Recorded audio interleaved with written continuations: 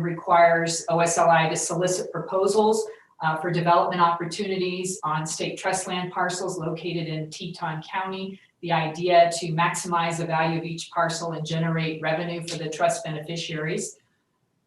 We were asked in the legislation to review all submitted proposals for feasibility and develop a report with recommendations for developing the parcels identified in the proposals. As part of the process, we have consulted with state and federal agencies, local governments, and other interested parties, recognizing the objectives of the Teton County Master Plan. Our update today is consistent with the requirements of the legislation. We will also be providing a verbal report to the Select Committee on Capital Financing and Investments and the Board of Land Commissioners in the next couple of weeks. Our written report is not due until October 31st, which is Saturday. So the report is not yet finalized. So our timing is a little bit off, I guess, for purposes of this briefing because you don't have the report in front of you. However, I believe Mr. Richards provided a link to the committee to our website, which contains a matrix which summarizes the proposals we've received, as well as our actual copies of some of the letter proposals that we have received. I would remind the committee that this is a study at this point. The likely next steps would be if the Board of Land Commissioners were interested in a development proposal, they would likely issue an RFP specific to the trust land parcel and the desired development opportunity. It would follow a normal RFP process. It would be advertised and open to the public. I'll also note that we believe this process is going to take some time, given the board's commitment as the State Loan and Investment Board to CARES Act funding and other issues through the end of the year. However, likely the board will want to continue to consider public comment and input on these issues moving forward. Deputy Crowder, I would note, has been very instrumental in this study. He's taken the lead. He has made himself available to state and local officials and to the parties submitting the proposals to explain the process and answer any questions that they might have. So with that, I would yield the floor to Deputy Crowder to provide the committee with an overview of the proposals that we've received and kind of where we are with our report. Okay, Deputy Director Crowder, looks like maybe you've been in Teton County and someone had a discussion with you about it. That's right. You should see the other guy. Yeah. Thank you, Mr. Chairman. We did receive overwhelming response to our solicitation. As the director mentioned, we offered that solicitation on August 1st to the public. We did that in an internal manner, meaning that as part of the governor's budget reduction request, we had to forego the $75,000 appropriation that was given to us in this bill. And that was going to be used for a consultant to help us do the solicitation and help us write the feasibility analysis. When we let that $75,000 go, we pulled all of that work internal to our agency. We do have capable staff who do have other jobs, but we were able to repurpose them for a few minutes to stand up a website and also push out the notice on our GovDelivery noticing system that the state now utilizes. So we feel like we've gotten great response and a very good broad swath, I guess, of notice out to the public. And while it may not have been fully national, we did get a great deal of response back. So in total, we did receive 30 responses. Not all of them came with commercial development opportunities. Some of them did come with just general comments, very similar to just don't sell the land to you should do land transaction with the federal government. But to kind of categorize them, we did receive 11 proposals that involved conservation of some measure. Either that's a conservation easement or a conservation lease, or somehow do an action that would recognize the conservation of the parcel or the wildlife habitat that would be contained on it. 6 proposals came in for residential and commercial development. 10 proposals came in with a no change categorized action, I guess. 11 in total proposals came in for federal land transactions, 3 proposals came in for private land transactions, and 6 came in what I'm putting under the other category. One of those, as you may have read, would be a tunnel between Idaho and Teton County to provide better access in the winter months. That's not necessarily a state land function, so we categorize that under the other. Those were all received by the deadline that we put on of October 2nd. A couple came in on October 3rd. So we began organizing those, removing the duplications out of the data, and trying to get a good handle on what the proposals were. We then offered them out to the local jurisdictional entities, the local county commissioners, county planning and zoning, as well as Game and Fish, the Teton National Park, and the Forest Service in the area, among many others, and gave them a deadline of October 23rd to provide any comments back to those proposals. That was last Friday, and we are working through all of those comments that we've gotten back. So what we're currently working on to have the plan ready by the end of the week is to finalize any conversations that we need to have with those interested parties. If they raised any questions, or if we have questions about their responses or comments, then we need to finish that up in the next couple days. We are also working through all of the proposals and finishing a feasibility analysis. As you're aware, Mr. Chairman, the legislation only requires us to place those opportunities that are feasible within the plan. So we're determining which ones are feasible, which ones aren't, and making sure we pay due attention to the ones that are. And then we'll have the report in written form prepared by the end of the week to be provided to this committee, as well as the Capital Finance Committee and the Board of Land Commissioners. So as Jen mentioned, we do have next steps after the report is done. Obviously, we're waiting for any response that the committees may provide back to us. We understand this to be a study, as the director mentioned. However, a logical next step would be some kind of action. So we're waiting to hear basically roadblocks, I guess. And this is a conversation that I had with the Teton County Commissioners as well. If there are roadblocks that we need to do some type of major action to get over, or understand if that requires a local change in ordinance, or if it requires a state statute change, we want to know where those are so that we can categorize them and maybe place them over here of a long-term effort. But we also think that will tell us where the easy roads are, and provide us with low-hanging fruit that we can grab and we can move forward with quickly.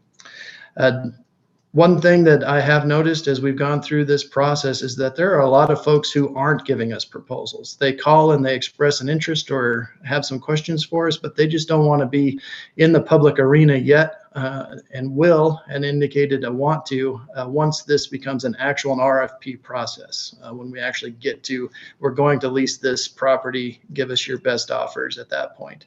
So we don't feel like we have all of the interests categorized in this list yet, but once we get into our next steps and move into an RFP process, that those will likely come out of the woodwork, if you will. So we want to be aware that those are still out there, and that we are sensitive that they are out there, and we want to move forward with bringing their interest in-house, I suppose. Mr. Chairman, that's very quickly where we are in the process, and I'm happy to answer any questions, knowing that our written report isn't quite finalized yet. So Jason, as part of this notice, will you be prioritizing the different tracks, or most feasible, less feasible, that type of thing? Mr. Chairman, I believe we would, and that's what I meant by lowest hanging fruit. There are going to be some local efforts or local interests that may not want to see a particular opportunity chased at this moment. So we want to make sure we know what that is, and then that will prioritize which parcels we work on first. Okay. Questions from Jason? Representative Schwartz. Thank you, Mr. Chairman. So I think one of those lots are right behind your head. Yeah, actually, that's all out there is state lands. It's really an incredible opportunity. And that actually is what it looks like now. The temperature has gone up 50 degrees and it's summer again. So I was looking, Mr. Richards just sent us the updated proposal list, and there was 27 on the one you gave us originally. I see 3 more correct me if I'm wrong, none of those are actually development proposals though? Is that correct? Mr. Chairman, Representative Schwartz, I would categorize those as other, or basically comments to the process. Thank you. That's how they appeared. I didn't have that much time to look at them carefully. And then you made a comment about change to local. You said ordinance, but it would actually be, you know, zoning regulation.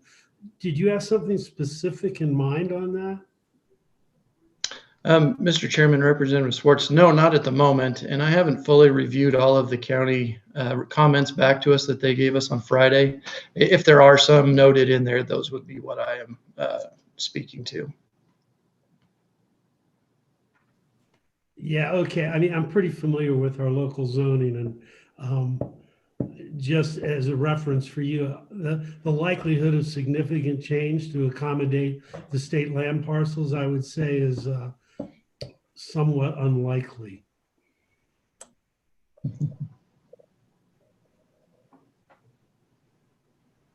Okay, further questions?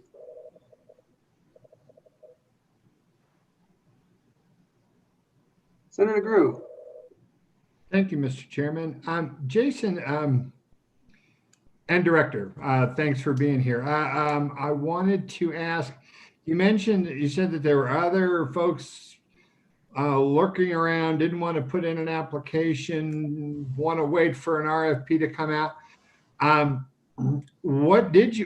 What's the difference between the RFP, it sounds like you're going to put out, and what you put out so far? That's my first question, then I'll follow up.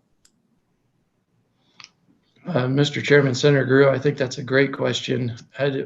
Typically in an RFP process, the other applicants don't know what the proposals are at the time they submit their application, or don't have a chance to review the other application before they submit theirs. And so we would expect that would be a little bit more of a behind the curtain, if you will. And that's what they're looking for. Okay, and so the follow-up question is, how many of these curtain deals do we do around the rest of the state? Could you give me examples of other times around the rest of the state with ranch lands, other lands available, that we do it this way? This is standard procedure. So I just wanted to get a handle on it. Yeah, Mr. Chairman, Senator Grew, another great question. This solicitation for just ideas is a relatively new and one-off process. The RFP process is a normal one that we would follow under the state procurement rules through A&I. Okay, so then if I could follow up one more time, Mr. Chairman. So then this new way we're doing it, this thing that we've done now that we're in the middle of this moment, is going to be pretty much the new way going forward, that we're going to treat all state lands, that we just kind of cast this net and say, hey, what are you thinking? That this is going to be the new normal? Mr. Chairman, the RFP process is a great process to understand what possibilities are out there that we may not know in-house. It's a great way to generate a competition in an area. So it is a good one. However, it is a very lengthy one. So we want to make sure that when we use it, we have the appropriate staffing levels, I suppose, tied to it and the like. And we utilize and leverage the procurement folks over in A&I very much when we go through that process. Senator Hicks. Yeah, Mr. Chairman, Jason, it looks to me like maybe the reason this has a little different flavor to it, this is more of a legislatively directed thing than a normal land exchange or sales by the Office of State Lands and Investment. I mean, isn't that, you guys have your own process, but when we tell you to go do something through legislation, it doesn't necessarily have to or will reflect what you currently do. Is that correct? Mr. Chairman, Senator Hicks, that is correct. Further questions?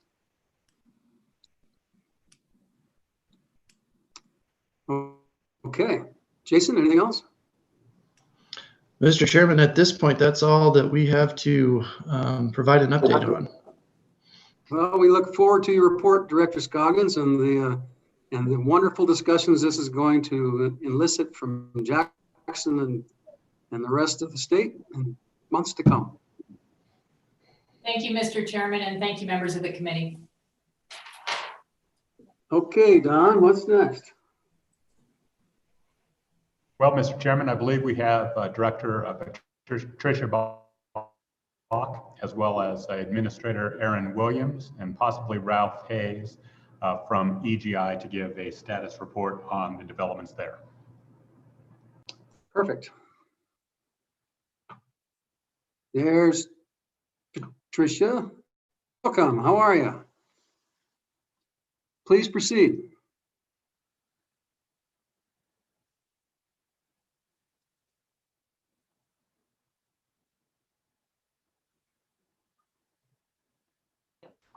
There we go. Can you hear me now? All right, great. Yes. My name is Patricia Bach. I'm here with Aaron Williams, and hopefully Ralph Hayes is also called in. If not, we will make sure that he calls in. We're a little bit early. But I wanted to talk a little bit before Ralph gives his presentation to kind of go over what's happened since the last time we spoke. We are currently undergoing open enrollment with the various plan changes for EGI that we've discussed at length this past year. And I wanted to remark a little bit from some of the conversations that the reason we're going down this path, and the governor's office is going down this path for the changes in EGI, if you'll remember, it was based on the precarious position that we were in with our cash and reserves. So wanted to remind why we were going down this path. The changes in the plan have fallen generally on the shoulders of the employees. So the 10% increase fell on the employees, along with the change in percentage from the employer contribution. So that has netted the employer contribution as being less over these last two changes.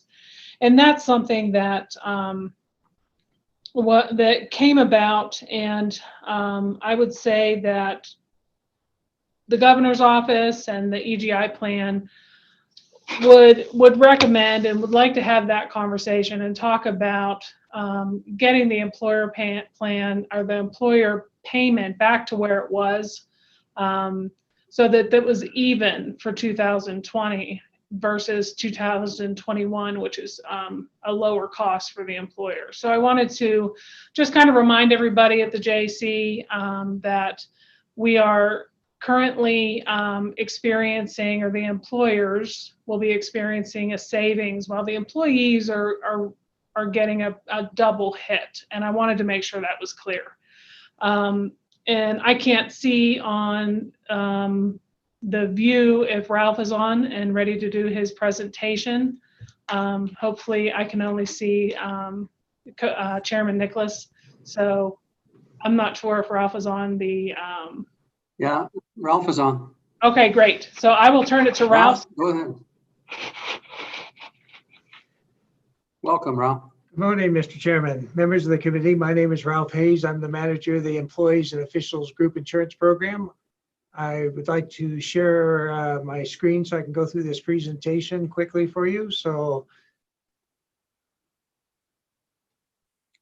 Good luck. I always find it interesting.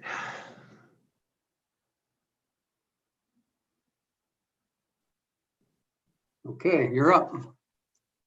So is it showing there we go. First of all, I just wanted to go back through and see the participating entities. Basically, the state, LSO, and judicial is roughly 43% of the total. Universities just under 15%. City of Casper 2.5%. Natrona County School District about 11%. Retirees about 20%. And the community colleges overall are about 9%. So this is the makeup of the participating entities in the program. A little bit about COVID-19. Now this is a new screen. You've seen this before. We showed this last June. COVID-19 has provided a unique perspective for this particular program. What we've seen is individuals who had care scheduled was canceled. by the medical providers because they were expecting a huge onslaught of hospitalizations due to COVID. Then we also have individuals who are quite frankly are afraid to go to the doctors because they're afraid of getting sick there. So we have had this unprecedented, shall we say, slowdown of paid medical claims, which has been a boost to our cash balances. So this is the end of month cash balance level since October of 2019 to September 2020. We've made great strides, again, mostly because of COVID. We've got this unanticipated growth within the program, and we've got very healthy cash balances. At the end of the month in September, we were sitting at $40 million. We shouldn't have been anywhere close to that. On a graph basis, it looks like this. And you notice here that we have the 10% increase and where that went into a place. But bottom line, as soon as we hit into April and May, when we start seeing people go to the doctors, we started seeing growth within the program as far as cash balances. Now we are starting to see claims come up to more typical levels. So especially here late in the year, because normally we see our highest claims volume in October, November, and December. So they are coming back, but with COVID-19, they're still not up to where we would expect them to be, but we do expect to be a leveling off of these cash balances. But just so you're aware, this is what they look like. And we took a look at Monday's cash balance levels, roughly, if I'm not mistaken, $34 million.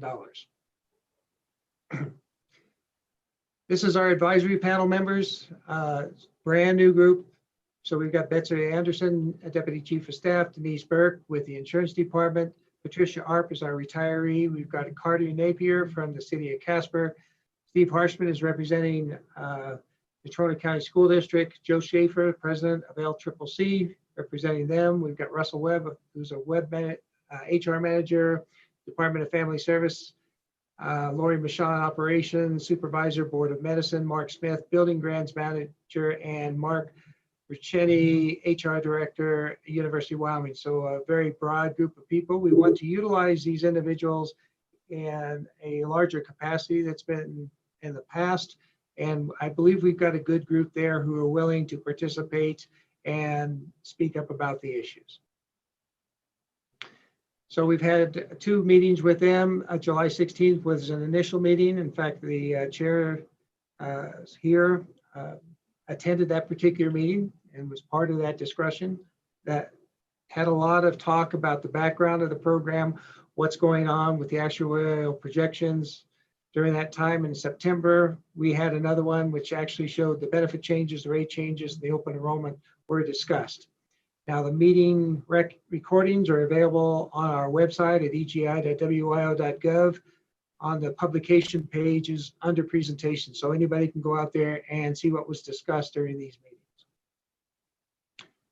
So we did have our mid-year rate increase, which we discussed with the committee last January. That was per discussion, 10% increase was put into place August 1st. The employer contribution reduced from 85% to 82%. And we had a special open enrollment was held during June to give individuals an opportunity to lower their premiums by choosing different deductibles. Rate change summary. This is what's happening effective January.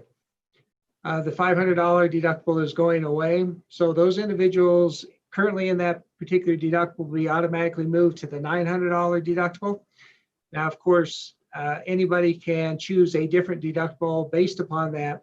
But you see the premiums associated with these benefits, the employee out-of-pocket expense, and the change associated with it. Now, anybody who's currently in the $500 deductible plan, their monthly premium is actually going to go down roughly 2.7, 2.8%.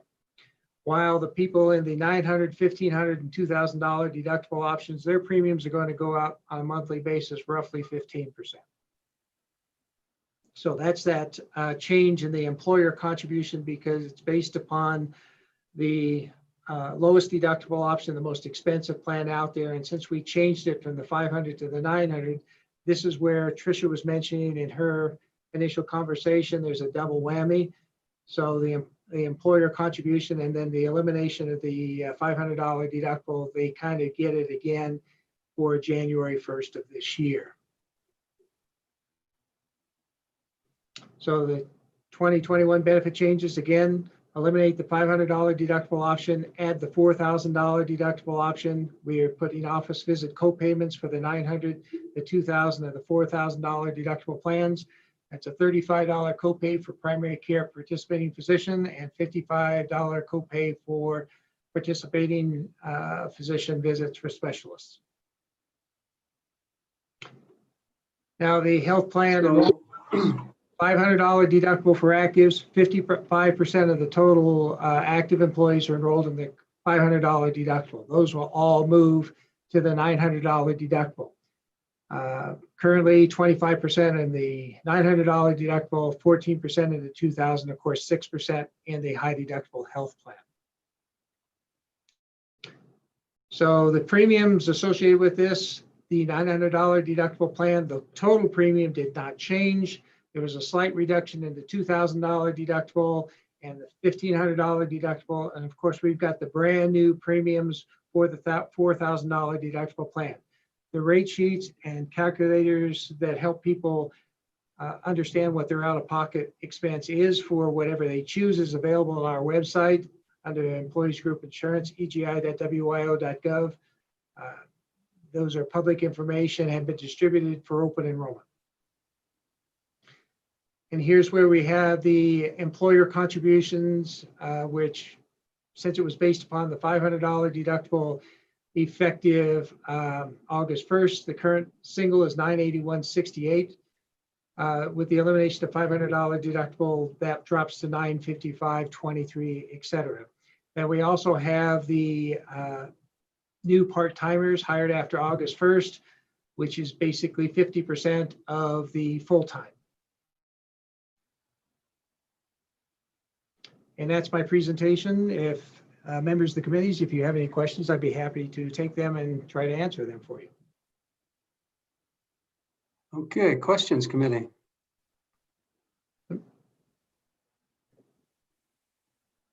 Yeah, thank you. Going back to that so I can see anybody.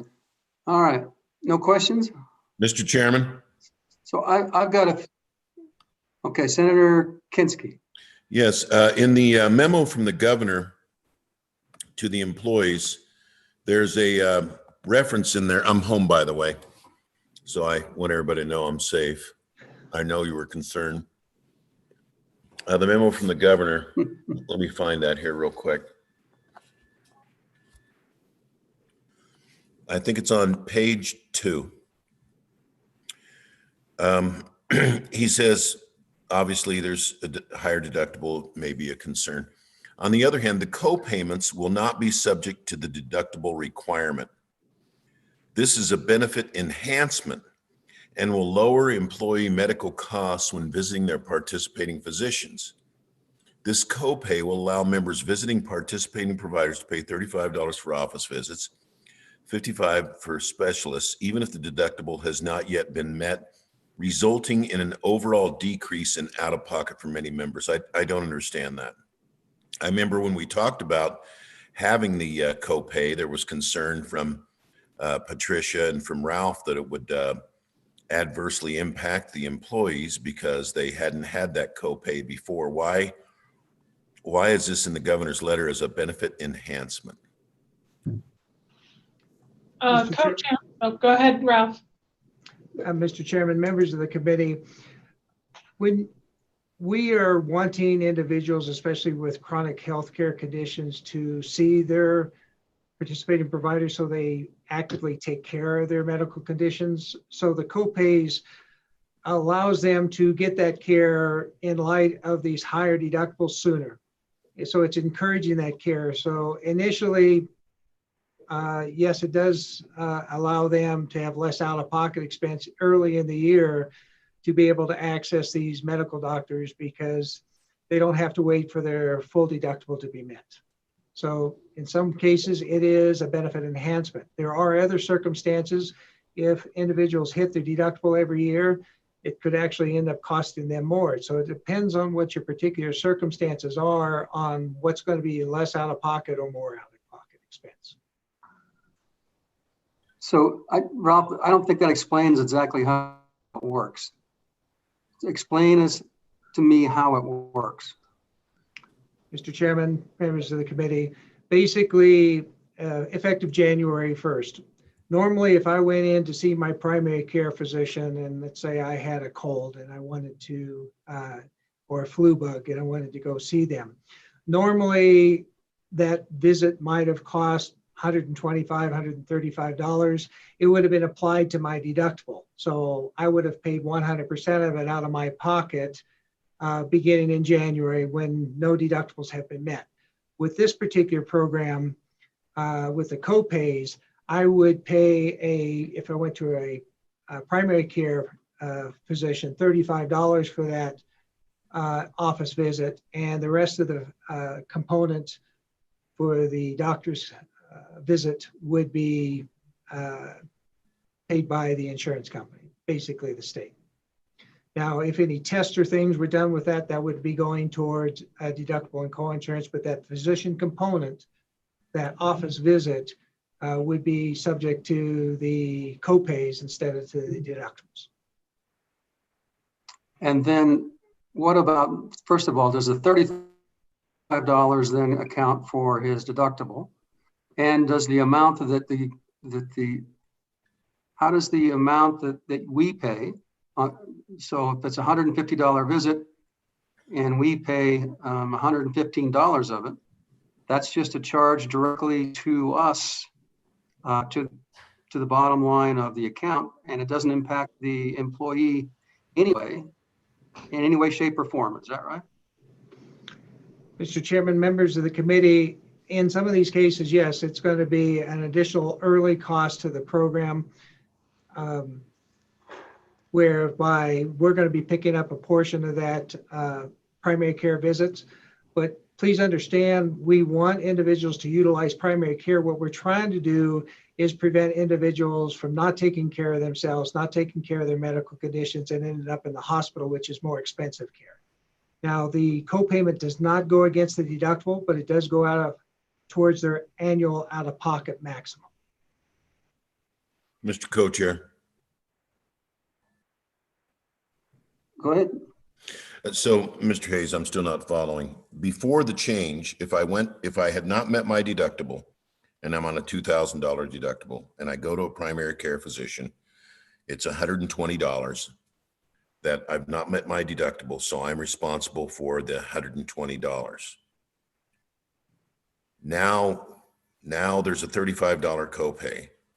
You're saying now I pay only $35 and the $120 expense for the office visit is paid by the state? Am I following that right? Mr. Chairman, members of the committee, the state would pay everything beyond the $35 copay. So the $125 minus the $35, the program would pay that difference. I've never heard of structuring it that way. That's So, not what I understood we were doing, Mr. Co-Chair. have you done an actuarial study to figure out how much this would cost if you've got 8,000 people and if they go see the docs, say 4 times during the year on average, what this is going to cost the fund and what's going to cost you? Mr. Chairman, members of the committee, it was part of the actuarial report that we went over in July. What is the cost then? What are they? Mr. Chairman, I will have to get back to you on that exact number, but there was actually a net savings because they do believe that this does help prevent people from ending up with more expensive care. Further questions? So I've got a couple of questions, Ralph. First of all, with the 10% increase, with the going from 85 to 82, and with the benefit change, what is the overall monthly increase in revenue into the the account that you anticipate and what you've experienced so far? Mr. Chairman, of course, the revenue went up by 10% beginning August 1st. And will continue through the end of the year. Next year, with the elimination of $500 deductible and leaving the premium the same on the $900 deductible, we're anticipating actually an annual drop in revenue by roughly $5 million for 2021. You're anticipating a drop in revenue? That is correct, Mr. Chairman. And so how does that address the long-term viability of the fund? Mr. Chairman, members of the committee, with this very steep increase in the cash balances of the program, we are reaching a very positive fiscal picture. So the final decision took into account that we wouldn't do a rate increase for 2021. We would make the benefit changes and we would see where this ends up being next year and take our next steps next summer for 2022. So, I mean, Jason and Trish, I mean, it's a little disconcerting to me that we know that people are going to start going back to see their doctors. And we made it a lot cheaper to go see your primary care doctor every time that you have a cold. And so you're going to encourage traffic as a result of that. And we have this artificial inflation of rates that we have no experience on.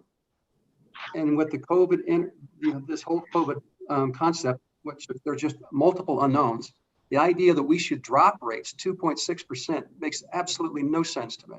Other than, I mean, I look at the board who's making this decision, and every one of them are basically supporting the employee and doing things as opposed to supporting the fund.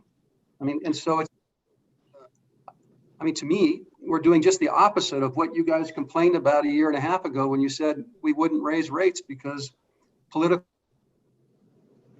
we didn't have the political will to do it. Now I see just the opposite. We have the political will to reduce benefits, even though we don't know if we're going to be sound in a year, and we're going to actually reduce rates and reduce overall income. That just makes no sense to me. Co-chairman. So you got to help me expect, Trish. Co-chairman Nicholas, you were breaking up a bit. I'm not sure if it's on my end or yours, but I think I got the gist of your question. And I want to make clear that the 2.7% reduction is only because those who are in the $500 deductible are now in a higher deductible. We have done exactly what the JAC had requested. We have an open enrollment period that is now forcing folks to go to the higher deductible levels. So they're going to be in a $4,000 deductible that normally they were in a 2, and some who were in 9 will now go into the 2. The 500 have to go somewhere. Most of them, we assume, will go to the $900 deductible. So there is a slight, very slight reduction in what their premium is. However, the state is paying less, and I say the state when I really should be saying the employer is paying less, and the employees are picking that up. So everything that we've talked about for the last year on changing this plan is exactly what we did. We went from a regular pay system deductible to a copay. The copay option is a plus for both the employee and the state. The copay option allows people to go into the doctor when they haven't met their deductible and pay either $35 or $55, depending on the specialist or if it's a primary care. That does not go towards their deductible. What happens in this type of a plan, which is the majority of plans in the United States, is a copay plan. What happens is those who utilize the insurance pay more. Those that do not utilize insurance pay less. So for example, if you're in the $900 deductible and you don't ever reach your deductible and you rarely go to the doctor, you're paying $35 for the flu you have this year, and that's it. Yes, the plan will be picking up the balance of that for that one individual, but generally speaking, this is going to be a less expensive plan for the state and all of the employers. And that's what I want to get across. We have explained this throughout the last year, and I'm trying to figure out where the disconnect is, because we have talked about this from the very beginning on the copay option. It is much more expensive for those people who are in the $900 deductible. They had a 10% increase. We all had a 10% increase as of August 1st.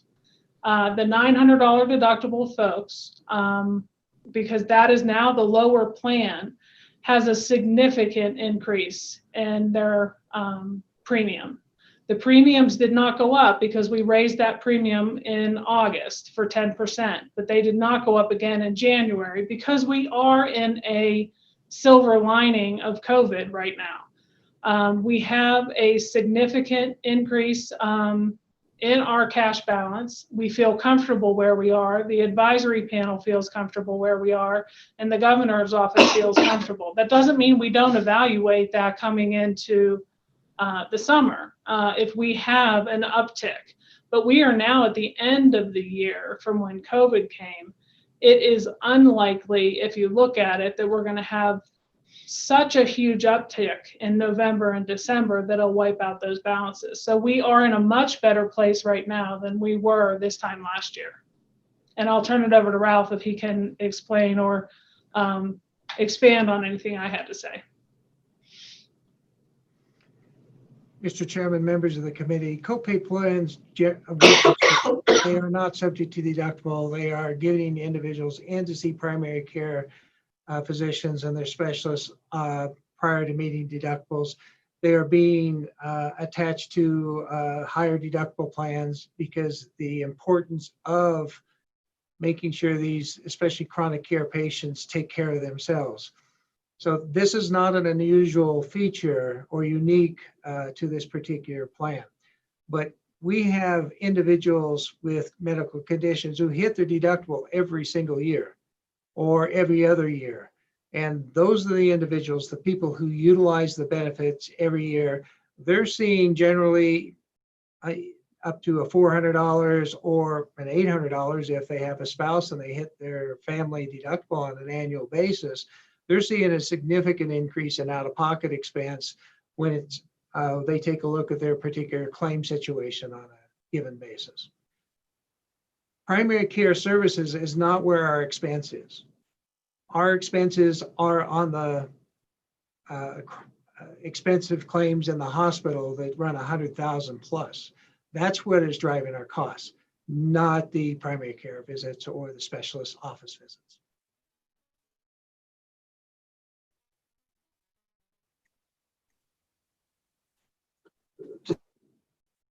Representative Schwartz. Thank you, Mr. Co-Chairman. On the rate change of the 2.7%. Go ahead, Mr. Schwartz. Okay, so just so, I mean, I get it, but I want to make sure. So you identified there will be a $5 million loss in revenues. Is that correct? Mr. Chairman, members of the committee, yes, with the individuals moving away from the $500 going into the $900 and no increase in the premiums associated with that $900, it will be a roughly loss of $5 million for this next year in premium income. But the cash balances, we are not worried about us ending up in a situation like we were last fall where we're running out of money in the later months of the year. So yeah, I get that. And I'm not focused on the cash balance right now because I think it's really hard to make an accurate prediction based on that due to COVID. And we don't really know what patterns will look like for months, maybe even longer. But the actuarials, I assume their calculations were not based on COVID. And I don't have that report in front of me, roughly what did they predict the savings would be to offset the $5 million loss in revenue?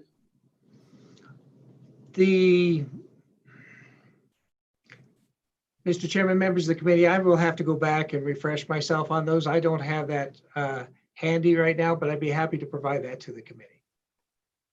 I would appreciate that, but their predictions were the savings would be in excess based on the co-pays and less use of hospitals and specialists to offset the 5 million, correct?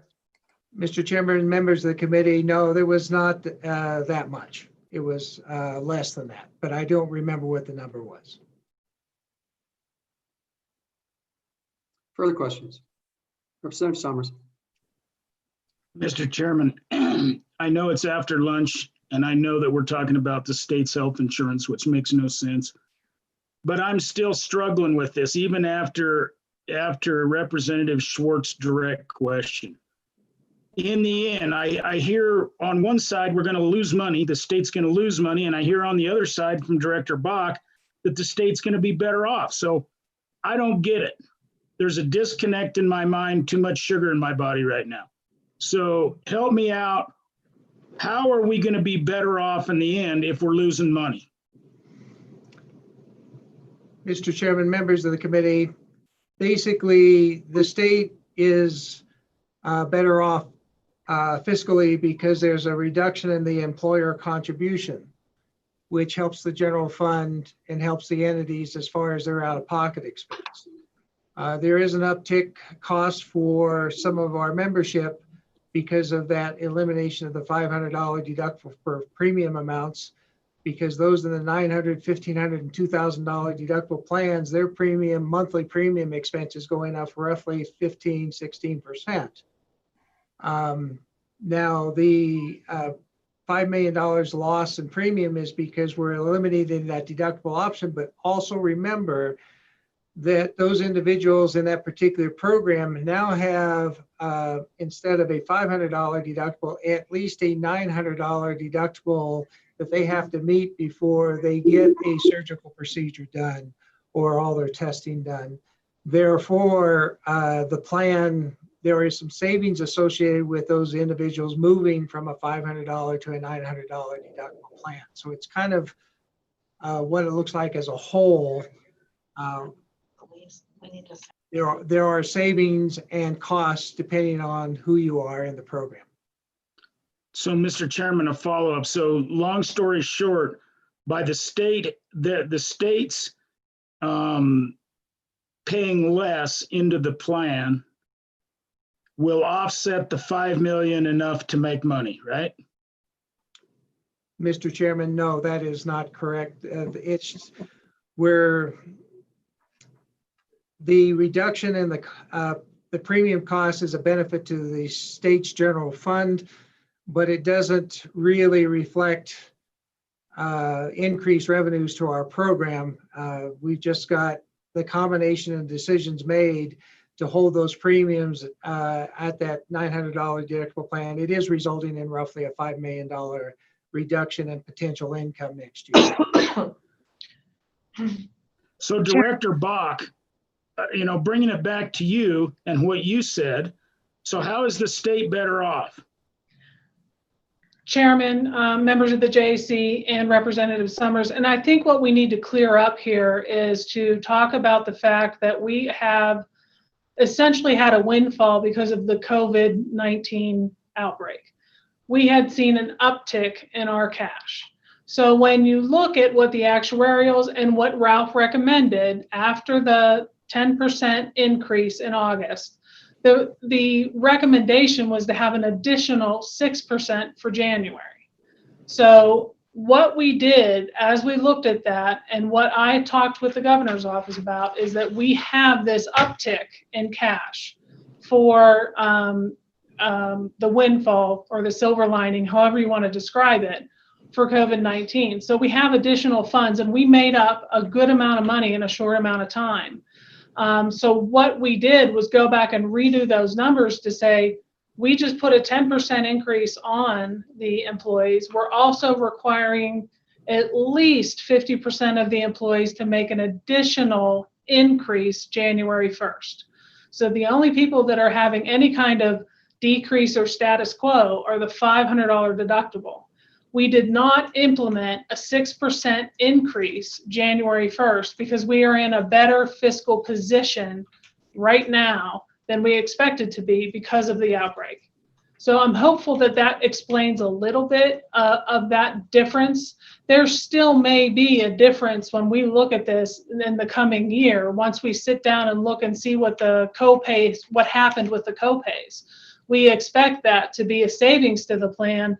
As Ralph said, that's not where our money goes out. The $75 balance of the $35 copay is not where we're spending any money. We're spending money on folks that are in intensive care. We're spending money on tertiary care. We're spending money on people getting sent to Denver because they can't get them taken care of here, for example, in Cheyenne.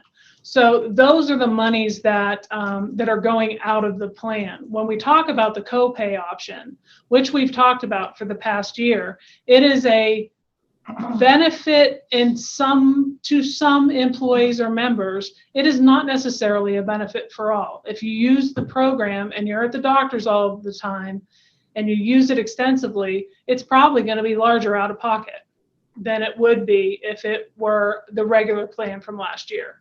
So hopefully that explains a little bit of how we're looking at it. The $5 million difference, I think, is something we can continue to explore when we look at this going through the next year. Do we see where this plan, what this plan does?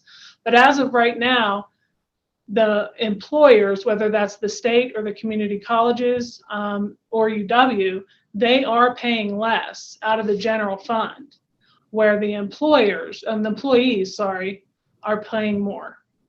That's where the difference is. Representative Group or Senator Group. Thank you, Mr. Chairman. Okay. Yeah, I think I'm at the heart of the disconnect. So I want to walk through this. I want to ask a couple of questions and see if I can get this right in my mind. A year ago, we were, and I'm quoting now, we were deficit spending in our insurance plan because we were over. Those were the words that were used. Today, because of a silver lining in COVID, we are $40 million ahead because people aren't going to the doctor. Have I missed it, so? Or am I on track? Chairman, members of the JAC, you are on track, but we also had a 10% increase in August. So that's why we have that uptick. I got that, but if I could continue on. So today, if I go to the doctor, and I was in the $500 deductible plan that's now a $900 deductible plan, and I go to the doctor, I only pay $35 instead of $125, and that's covered. And it's covered, and we paid it to the tune of $5 million out of that $40 million that we're ahead. True or false?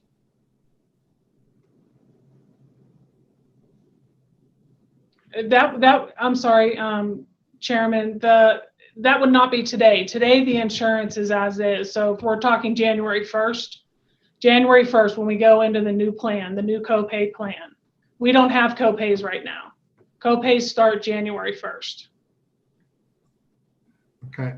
Now then that's supposed to be part of my disconnect, because the way I heard it was that because we had this $40 million now bubble that we have because of COVID-19 and people not going to the doctor, we spent $5 million in paying down the cost of someone going to the doctor. And so that's not true. That didn't happen that way. That did not get decided somewhere, and that didn't happen that way, right? Chairman Nicholas, Senator Group, no, these changes don't happen until January 1st. And I'm sorry if I confused the issue further. When we talk about whether we were going to have an increase, a rate increase across the board for January 1, along with the copay, that's what I was talking about. We have currently, and I think the number is $34 million is in our cash balance right now. Okay. That number is much better than it was this time last year. And we are at a much better place than we were based on COVID and the 10% increase that you approved for August 1st. has been very helpful. That does not mean, however, that we have fixed it in this short amount of time. It just means that we are in a better position, approximately $15 million in a better position than we anticipated being in. Okay, if I can, just one more. So what? Okay, so I misheard all that. And what happens is when COVID-19 goes away and everyone does go back to the doctor, we're going to be just fine, right? That our level, that $35-40 million is not going to evaporate, and we're going to be just right on the money. Co-Chairman Nicholas, Senator Guru, I certainly would not want to say we're going to be just fine. We're going to be much better off than we were. For example, if you look at the issue and say, okay, is COVID going to help us or hurt us in the long run? Because it's helping us right now. But that doesn't mean, and a lot of us anticipated a big uptick in the fall, and we were worried about it. If COVID had gone away and everybody starts getting their elective surgeries again. We didn't really see that happen yet. So now we're at the end of the year and we'll start the new year over. And you have to kind of evaluate that year by year. Now, next May, we might have an uptick in people going back to their elective surgeries. I do not think that, and I think a lot of the other states are looking at it the same way, we don't seem to have the uptick we were all worried about. I'm not saying it may not come in the spring, but I can't imagine that it's going to be more than what we have been able to adjust for. And honestly, it is a silver lining. Oh, okay, just one follow-up then. I guess all of us, I know, and I'll speak for myself, but I know that all of us, at least when we've talked about this, our goal is to try to make this whole system as actuarially sound as possible, and that we don't go back to some of the places that we were just 1 year ago. And the best thing that we can do, the most appreciation we can show all the members of the plan, the employees of this state, is that we don't do that. And so that's why when I was having this disconnect, I was really concerned, because I'm in it for the employees of this state too. And sometimes I get the feeling that sometimes you guys don't feel we feel that way, because we all do, and we're all on it together. So that's why I just was really concerned about that. Don't want to get back in that position. And Chairman Nicholas, Senator Gru, I certainly, and I know Ralph, and nobody wants to get back into that predicament. And that's why when we looked at the 10% increase in COVID has helped tremendously. We are in a much better position today than we have been in probably since my tenure here. So looking at the cash balance that we have, I believe last year at this time, we were right around 15 million to 18 million. And that is a dangerous area to be in, because if the plan closed up, we wouldn't be able to pay the bills. We are now going towards what our reserves should be. We are not there yet. There is that tension between making sure we have enough money and it's sound, and making sure you're not edging up towards any kind of, and we're not anywhere near that now. But we are edging up to where we feel much more comfortable. And I know the auditor's office feels much more comfortable about being able to pay our bills and be in a much better situation. That doesn't mean that we would come in and say, we just had a 10% increase in August, and we are changing the plan dramatically. We need to see how that works. It's all a bunch of, deduction on how that's going to look coming with the new plan. Looking at ourselves in the situation of 35 to 40 million through the month, depending on what bills are paid, doesn't make sense to add an additional 6% on the state employees or the state at that time. So we have the opportunity to look at it for the next 6 months and see where we are. If we get to the point where like, oh, maybe we should have done a 1% increase or a 2% increase, we can do that in January and July. But right now, everybody looking at it, actuarials looking at it, us looking at it, the governor's office are all on the same page that we are in a good position right now to let the plan changes take effect and see where that leaves us. Senator Hicks. Yeah, Director Bach, I'm sitting here reading a letter from the governor. I'm wondering what the disconnect is between your office and where the governor's headed. When I read the letter from the governor, he says he's committed to come with to address the unintended consequences of going from 85 to 82, to work with the legislature to rectify that. Well, you just told me that we've saved money by moving from 85 to 82. And so that's why we have this flexibility in the plan. But I got a letter here from the governor saying he wants to come back and change that so that the state reinstates the amount of money that we were spending. So did the actuaries calculate that into there? I just don't feel like we're getting the full story here, because I got a letter from the governor that's less than a month old, says, oh, we screwed up, we're going to fix it, and it's going to cost the state more of their share. And you're telling me don't worry about that, because that's where we save money in the program, so we can go ahead and not charge more for the premiums or institute a copay. We're going to lose $5 million. So I don't know what to believe here. Do I believe the governor or do I believe you? Chairman Nicholas, Senator Hicks, I think they're two different issues. I do think the governor is wanting to revisit the state, the employer, because it's not just the state. The state is only a portion of what the employer contribution is. What the governor is saying, and which I agree with, is that the unintended consequence that he's talking about is the increase in the 85-15. So changing that percentage plus the change in the plan had an unintended consequence of hurting the employees twice. So what he's saying is that looking at the plan, he would like to see the employers, whether it's the state of Wyoming, UW, or community colleges or Natrona County, pay what they were paying in 2020, that same rate, not have a reduction from the employer portion of that. And that's the difference. That is a different conversation than the plan change discussion. So what I think the governor is saying is that we should revisit and look back and say the employer should not be paying less and make the employee pay more. The employer should go back to paying the additional $50 that was reduced by making the $500 deduction. Does that help at all to show that the two separate issues? So how does that save the state money if we're going backwards now due to some unintended consequence? They still come back. Is that calculated into the $5 million that if we did this, because then doesn't that add on to the state's burden then that we're actually going to lose more money on the program?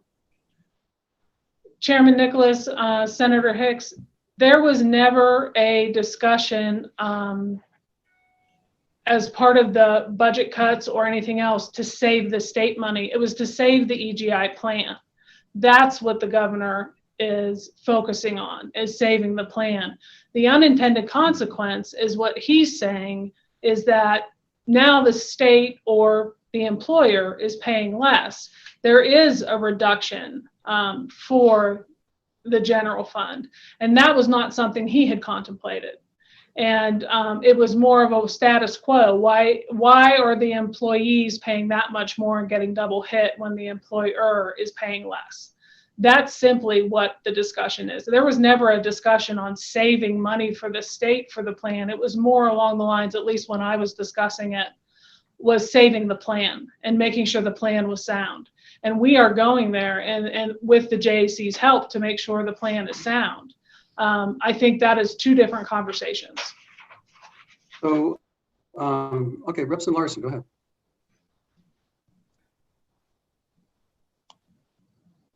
Director Bach, I just love you, but I don't know how you could have missed that conversation.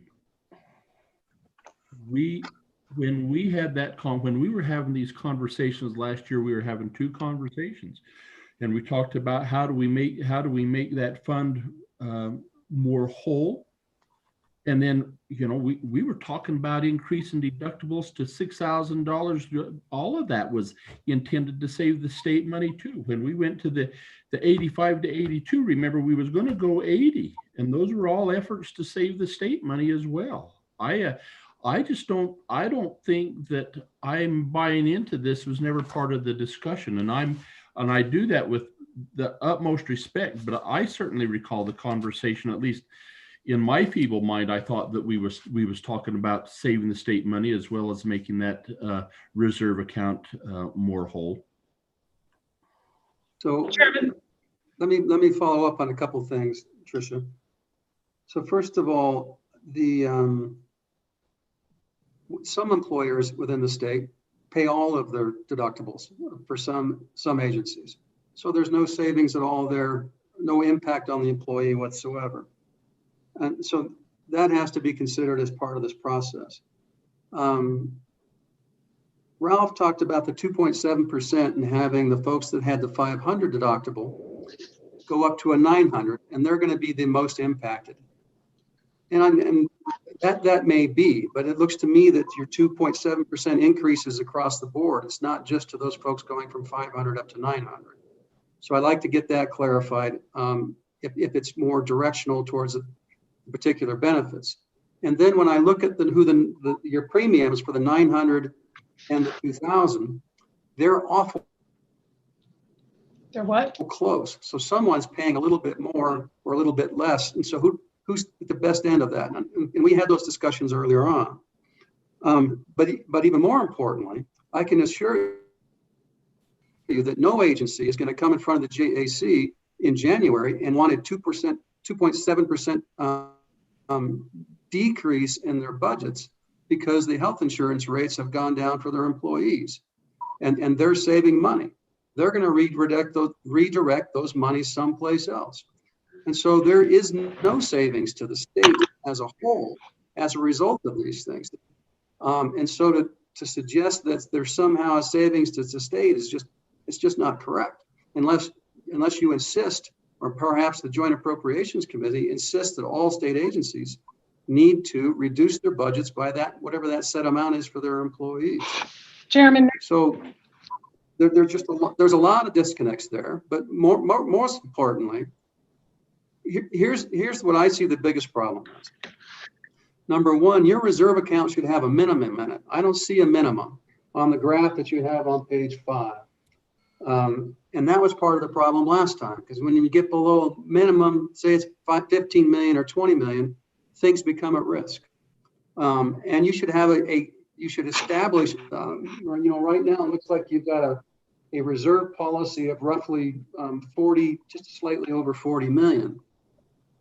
We know in the past that when certain things happen, 40 million is not enough unless you've got demonstrable regular income to supplant it. And until we have that demonstrated over time, say a year, with the added 10% and with the changes in rates, it makes no sense to do a rate decrease to anybody until we're actually, everything is not only just okay, and we don't rely on you had this conversation with us several times. We should never rely on what the current balance is at one place in time, because at the end of the month, it could go down to 26 million. 3 or 4 bad cancer cases, and it might go down to 15 cases. So it really needs to be over the long haul. And in addition, I think we need to see the numbers that you showed everybody in September to your advisory committee and know that the right questions were asked. So we're all comfortable with the fact that this thing is going to be sound and it's going to move forward, and we won't have these discussions again. And so, if you throw all those things together, I'm just thinking, I think we need to slow this train down a little bit, and have a better understanding of it. And what we might want to do is when you come see us in December, have more of the hard numbers and the long-term actuarial numbers calculated, and show us the revenues, exactly what that 10% increase brought in, what you think that the increased premiums brought in, and try to segregate them as much as you can. Show us claims rates and any other examples you can from other states on how the COVID impact hasn't turned into there's not going to be a crash, in other words, or a rush to surgery and all that kind of stuff once the vaccine's out and folks are acting normal again. We want to see actuarially where that $5 million loss comes from. And we want to have a better understanding of who exactly is going to pay that 2.7%. We want to know how that impacts the 500 versus the 900. And we'd also like to understand exactly what your actuarials tell you between the difference between the 900, 1,500, 2,000, 4,000, and the gaps between those, and have a comparator of what other insurance companies do with that. And then probably even a much bigger issue in the long run is kind of what you talked about earlier, Ralph, and that is the big dollar payments. We'd like to know, and we want to do some more investigation on what we pay for for those large rates. We want to know if people are paying less in Colorado for those services, if what we can do to keep people in Wyoming, but make sure that Wyoming doesn't charge a whole lot more than they do in the outskirts of the state, particularly because a large percentage of these state employees tend to be in the corners of the state. Because that's where we could really save the money if we can ensure that we don't pay more than Delta, we don't pay more than Blue Cross and Blue Shield, we don't pay more than anybody else. So lots of different issues, lots of questions, but I just think we need to move slower. And we need to be educated more so we don't get our daggers in a tough too often. So, Chairman Nicholas, I appreciate. There's my two. I appreciate that, and I do want to a couple things just to clarify, because I think there is a little bit of a disconnect, and I'm sure it's my discussion of EGI that has promoted that, and I want to make sure that I get back with Representative Larson on his question. And I absolutely agree with Representative Larson. The 80-20% change certainly was a change, and I agree with that. That was something that was going to reduce the employer contribution. What we didn't see as an additional employer contribution, or didn't express, was the copay change. And that's kind of where this 2.7%, Representative Nicholas, that you're talking about. If you look at the end of that page in the PowerPoint, the 2.7%, which is what I think you're talking about, is simply on the $500 deductible. And the reason that that happens is because the $500 deductible is what all of the rates are based on, the most expensive plan. So I'm in the $500 deductible family with my family. So what happens is I'm going to see a slight decrease in my premium, but the $900 deductible is going to see approximately a 16% increase. The $1,500, another 16% increase. The $2,000 deductible, 16% increase. So they're all increasing. I want to make sure that's clear. There is not an across-the-board cut with anybody on this list except for the folks that are in the $500 deductible, because they're switching to the $900. So they're already paying a certain amount. I pay a certain amount right now for my $500 deductible. Because I'm switching to $900, or if I go to $4,000, that's what that reduction is. This is only to show what the employee is being reduced by. So if I did not make that clear from the beginning, and it wasn't, and obviously it wasn't, because I think we kind of got stuck on that. That is why the $500 deductible is a slight decrease, because they have a different deductible now, not because, okay. And I also want to make sure that we will have hard long-term numbers. Our actuarial RFP is out, and we may have new actuarial number, new contract for January 1st, or we will. So these are all items that we can talk about with the actuarial. I want to make sure that, and I did not intend to mention to the JAC that this was never a budget issue. Obviously it was with the 85-15 and the 80-20. That was a separate discussion in my mind that I'm talking about. What was different and what the governor sees as different, and I want to make sure that you know where he's coming from as well, is when we changed the copay plan and got rid of the $500 deductible, all of the rates are now based on the $900 deductible, which is why that number for the employer went down. That's the concern he has. Has nothing to do with whether the 85-15 number is out there or it's 80-20. The unintended consequence of basing the number off the 900 versus the 500. So that's where the governor is coming from. And I want to make sure that that's clear, because there really is no disconnect, I don't think, between the governor's office and ANI. Unfortunately, it could be my testimony that has put things sideways today. And I want to make sure that we clear that up. There is no reduction in any employee except for the $500 deductible. When in out of pocket, it's going to be higher for them. So for myself, I'm in now a $900 deductible, so I will have to go an additional $400 in my deductible, but I am going to pay slightly less, 2.7%, unless I go into a higher deductible during open enrollment. So I think, unfortunately, it got off kilter in the beginning, but I do think we're on the same page. We have done everything we can to make sure that this program is sound, and we are able to get to our 3-year plan. We may get there a little earlier than we originally thought because of COVID. We are in the process with the new plan doing a new reserve policy. So I want to talk about your minimum versus the maximum. That policy will be in place January 1st with the advisory council. We are now going to have a floor and a ceiling for our reserve. So you will see that coming January 1st, what that's going to look like. There will be a new chart in the presentation to say what our floor is for reserve and what our max is. We are not anywhere near where that number should be, but we could be there earlier than the 3 years we anticipated, so because of COVID. So I wanted to make sure that is clear for January 1st and the new change with the new reserve policy. I know that we have taken a lot of notes to see what you want to see in December. We will come back with your request at that time. Unless there's other questions, I will stand for more questions as well. Senator Hicks. Mr. Chairman, Patricia, one of the things that would be helpful for me is just knowing the way actuaries work. They'll look at past costs and then try to project those forwards. Yep. But it's a model based on assumptions.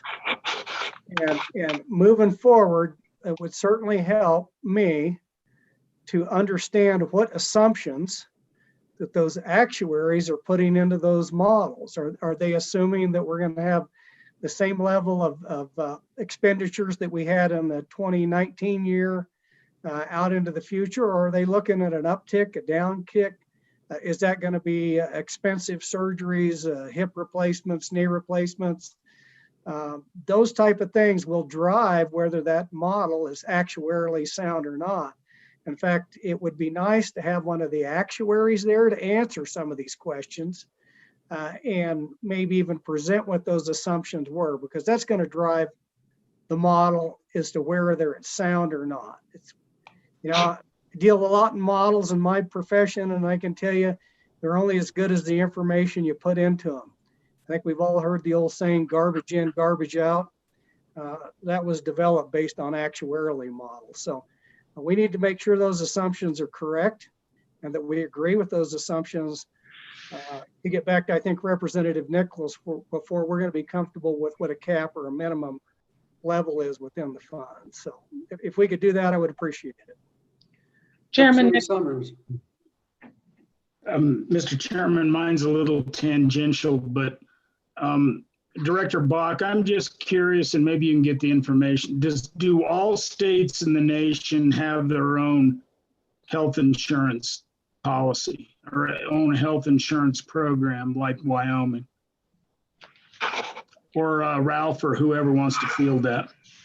Chairman Nicholas, Representative Summers, it is different. Some have fully insured plans, some have self-insured plans.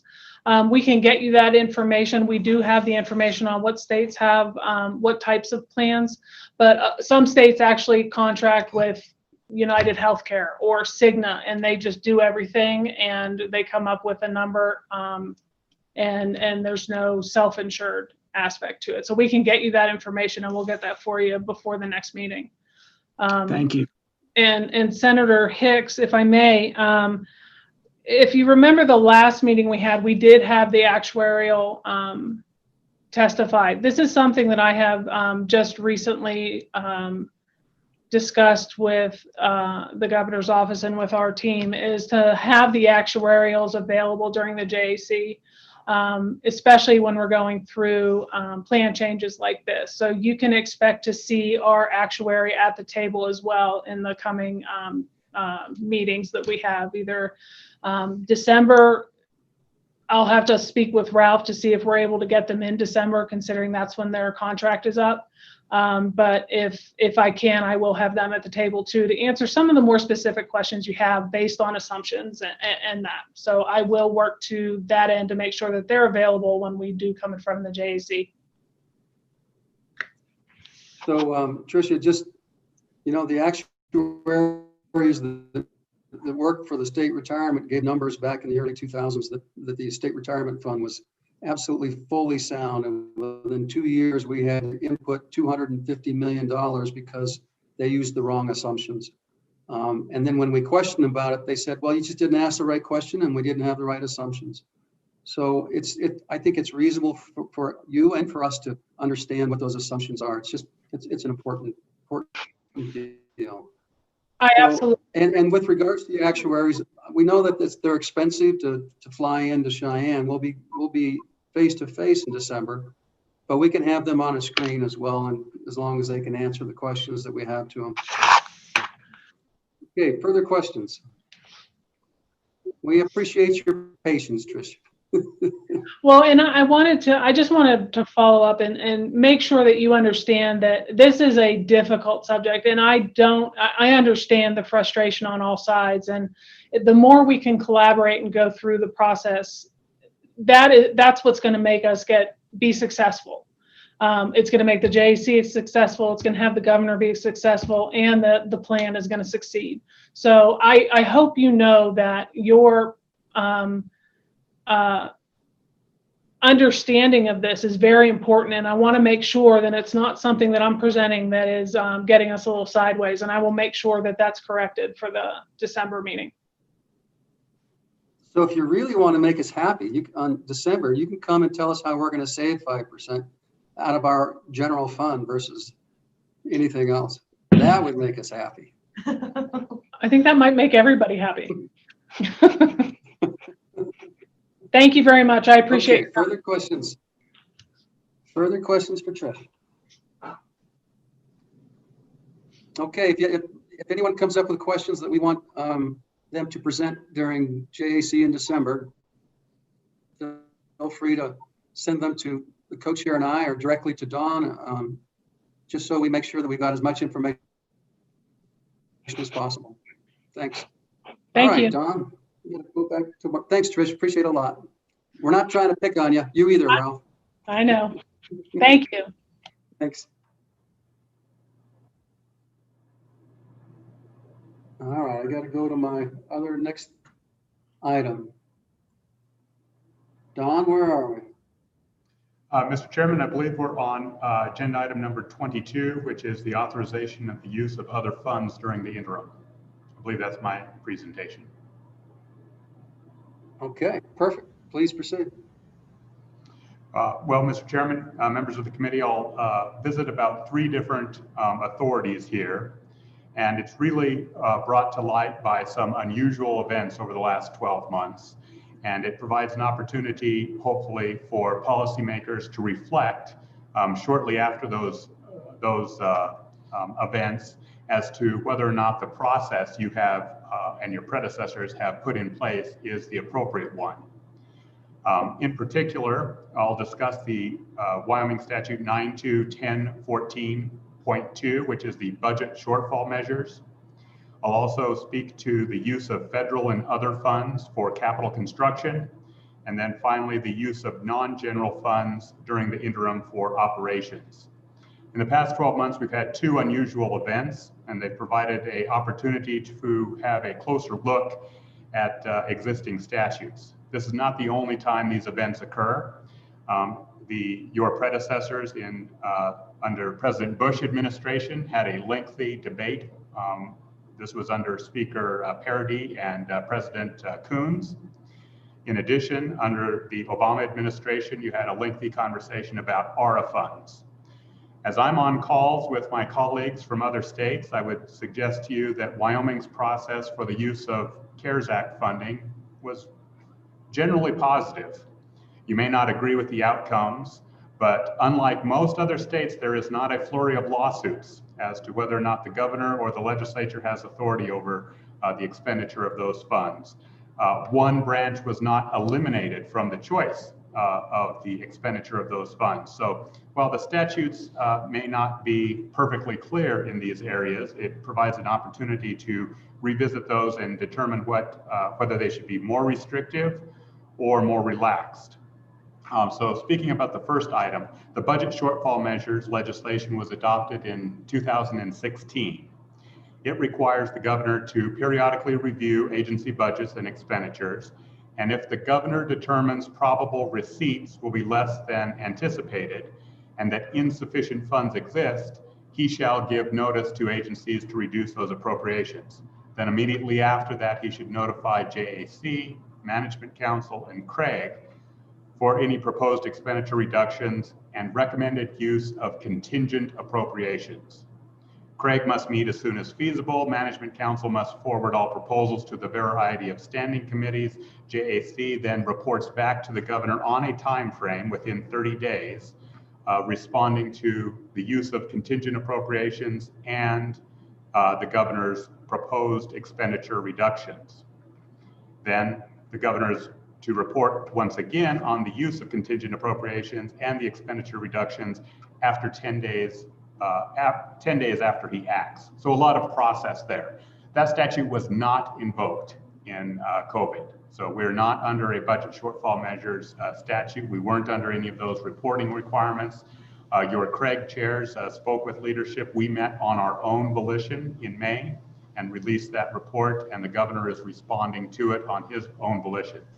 Mr. Co-Chair, could Don give me that statutory site again? It was 9- Yes, Mr. Chairman, Senator, 9.2.10.14.2. So it's one of those that has one of the rare ones that has a subdivision. Thank you. Perhaps one of the reasons, other than the lengthy reporting in the statute under the budget shortfall measures, the legislature, this biennium, last biennium, and the biennium before that, although statute contemplates a contingent appropriation, you have never appropriated one. In fact, statute goes further and identifies the source of potential funds for such a contingent appropriation. For example, it points to the 1% severance tax. It points to the SIPA account as potential sources for a contingent appropriation. Don't need to decide now, but in your deliberations going forward, whether or not the budget shortfall measures needs to be revisited and whether or not there would be benefit from having a contingent appropriation.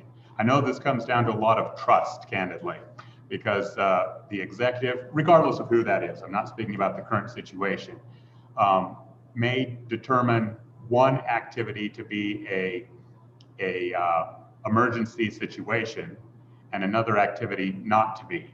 And I recognize the legislature has a desire to protect as well as expend the power of the purse. So it is I recognize that it is a difficult situation. The second topic, unrelated to the first, is the use of federal funds and other funds for capital construction.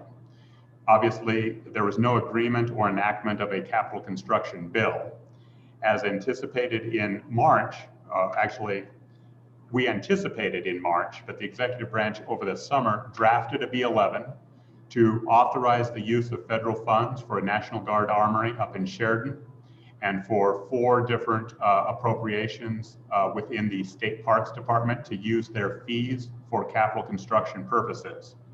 To my knowledge, and I spoke with the governor's office last week, no action has been taken on that B11. So they have not pulled the trigger, if you will, on that B11. It's still under deliberation.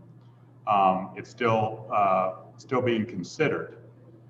This is the statute that is, I believe, in handout 22-01 in your committee meeting materials, and it cites the statute, which is different than the budget shortfalls, Senator Kinski. This is 1005 and 1006.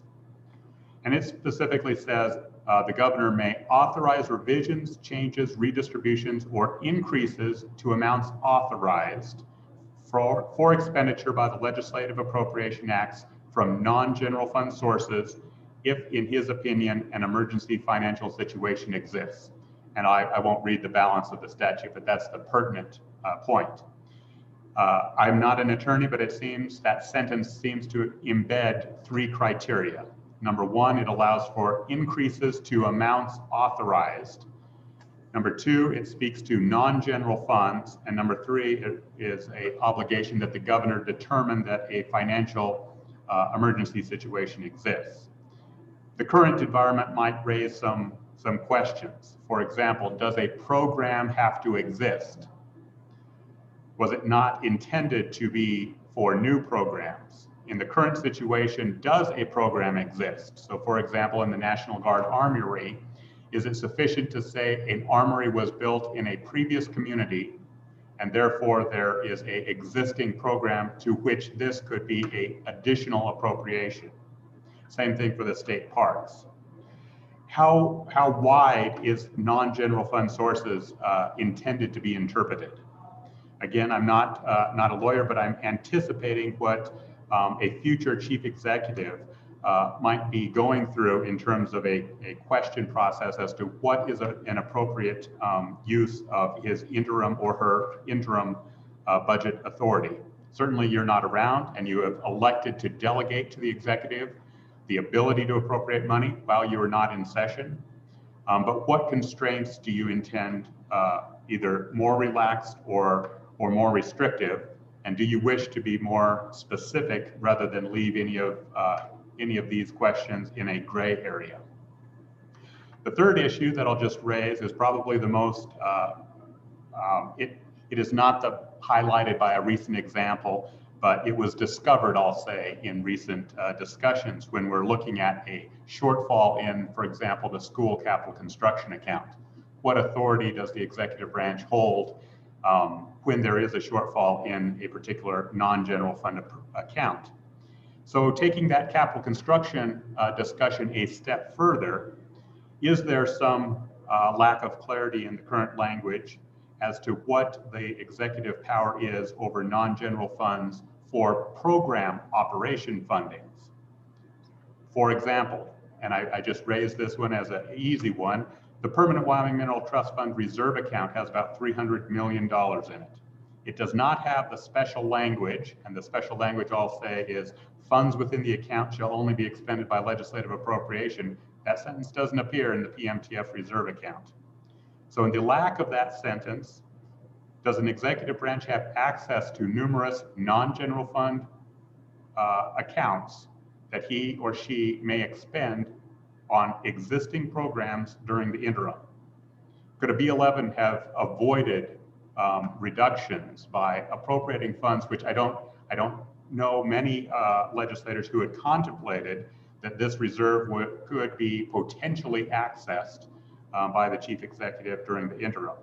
Maybe that was the intent. Maybe it was the intent that these are to serve as a contingent appropriation, and in the absence of revenue could be tapped. To be clear, I'm not suggesting that the current governor is contemplating exercising such authority. That is not my point here. Rather, this current environment raised some important questions for policymakers and hopefully for your predecessors 10 or 20 years down the road. Do you wish to impose a contingent appropriation in the future? Is the B11 option for capital construction using other funds operating how you intend? And do you or do you not wish to be more explicit in terms of authorizing or restricting interim budget authority for non-general funds, including state funds such as reserve accounts? With that, Mr. Chairman, I'll pause and respond to any queries. So Don, that same issue kind of came up with the ORA funds, didn't it not? Just kind of from a different context? Mr. Chairman, yes. So this is really the third or fourth time it's come up. In Dave Gruber's memo from, I believe, 2003 was the first time it was raised. He called it pennies from heaven. That was actually the tax relief program under President George W. Bush. Then the ARA program raised similar questions. And then, of course, COVID. All of those have been resolved, and I would suggest resolved fairly amicably between the two branches, meaning both sides sat down and came to a resolution. So the question before the committee is this an issue that we need to address and perhaps get a little particular on what the definition of a financial emergency may be and the definition of what, or being more specific on the language having to do with non-appropriated general fund dollars. Is that a fair statement? Mr. Chairman, and the only reason I raise it is because we're right in this environment on the no CapCon bill and the COVID monies. But I think those are the questions before the committee, and doing nothing has worked in the past. So I'm not advocating one particular direction or another. And so committee, the reason that this is in front of the committee is because Don brought this to our attention. And the co-chair and I thought, well, what we want to do is have this discussion and think about it so that we're forward looking versus being reactionary. And whether or not we want to at least have the conversation if we need to tinker with this language. Representative Larson.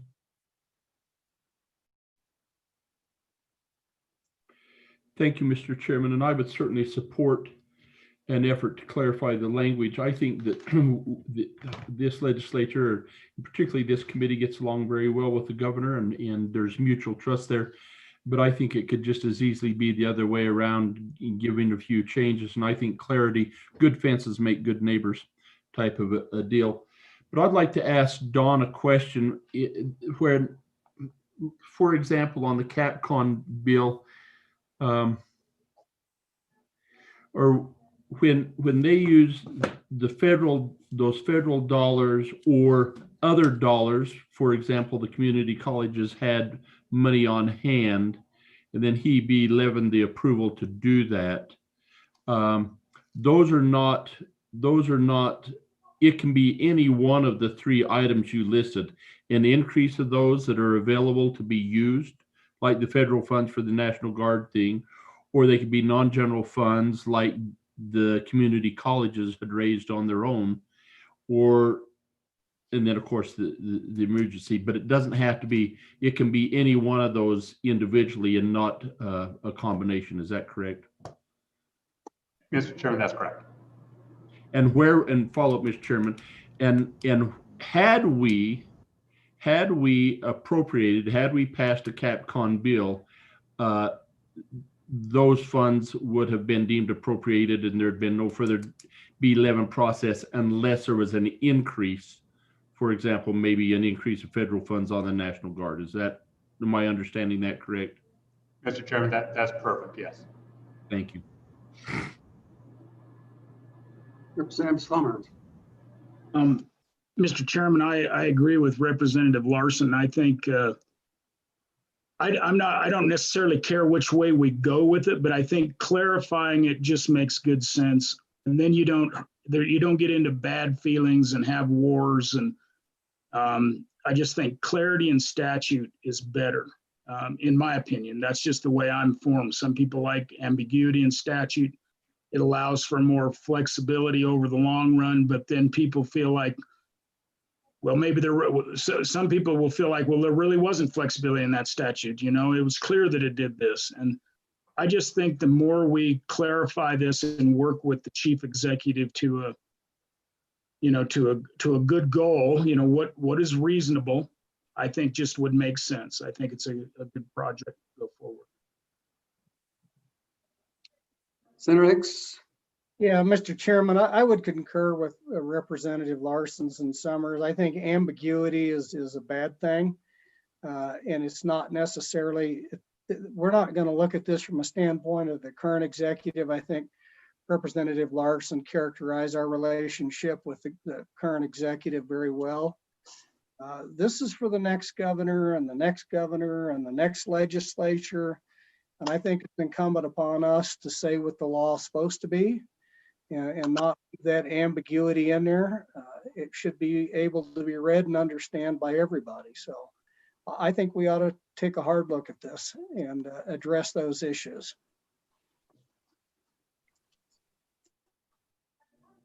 Co-chair. Thank you, Mr. Chairman. I think it's more than just ambiguity. I think we are the appropriators. That's what we do, and I think we should have strong language in there that allows us to do what we do, and the executive branch is not appropriators. That's what we do, and so to give them some flexibility on emergencies, I think we could probably tweak that language. Maybe we need a definition. Clearly, if we had not had that availability with this COVID and we were not able to get together to have a special session, which we did, but if we weren't, we'd have been left out in the cold. So the emergency is one thing, but as far otherwise, even if it's federal funds, I still think we're the appropriators. We should be the ones, if we don't do it, whether we agree or disagree on a CapCon bill, that's what we did. And to allow him then to say, well, I'm going to go ahead and do it anyway, I just don't like that. So I would be opposed to broaden our language on the appropriation side of it, would agree with it. Maybe there's a better way to articulate the word emergency, but I have strong feelings about legislative involvement, why we're elected. Any further comments? Representative Schwartz. Yeah, not to prolong this too much. Thank you, Mr. Chairman. I'll admit on the issue of federal monies, something like the ARA monies, I'm less concerned. I think we probably could do a better job at defining it. But when I heard Don mention the ambiguity regarding the permanent mineral trust fund reserve account, that's the one that caught my attention. And I'm thinking we definitely need to make sure that there's no ambiguity about the ability of the executive branch to appropriate from that account. So yeah, we need to look into this. So I think, Don, we got a running consensus here. Tell us what your thoughts are in terms of, I think what we want is to have LSO look at these two particular statutes and tighten them up for us in terms of what the authority, what authority he has. They're probably equally as important what authority he does not have, because any time that we don't go explain both those concepts, then there's usually a way around to open the gate a different way. And so tell us, you've had some time to think about this. What are your suggestions on how we proceed? Mr. Chairman, and I would invite Tamara, who will be the drafter in all likelihood on this, to join the conversation. Sure. Well, there are some easy questions, and this is one you don't necessarily have to make today, but whether or not you want a contingent appropriation from whatever source, and that could be the only, for example, let's just put an X dollar amount on it, but no other reserve account, SIPA, LSRA, PMTF reserve account, Common School Permit Land Fund reserve account, shall meet the definition of non-general funds. That is one approach. I recognize Senator Bebout makes a great point. What if we have a situation, and I hadn't even contemplated a pandemic, but I can contemplate other situations where the legislature may not be able to meet for 30 days or something like that, to respond to a tornado in Cheyenne damages the capital. You know, the governor in that scenario may need access to funds other than a B11 from the corrections department to respond to such an emergency. So I think there might be some areas where you desire some flexibility. And the question is how to draw that line.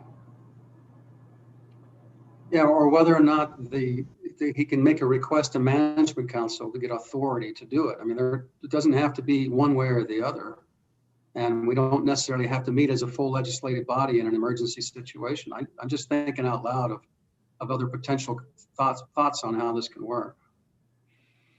Yeah, Mr. Co-Chair, the other thing too, when we think about this is, you know, in our budgets, every time we do a budget, a 2-year budget cycle, we put in there some emergency money, we have definitions, we do that. Now we're talking about putting something into statute that said we shall have a contingency fund that's in statute. I guess we could always fund it with $0 if we decided to go that route, but the emergency is a word that I think, and we could put that in our 2-year budget cycle that we've done this in the past that has that flexibility. And Don, seems to me it's $50 to $75 million we've set in there, given the nature of where we are and what we're thinking might be going on. So I think we got to think about that as well.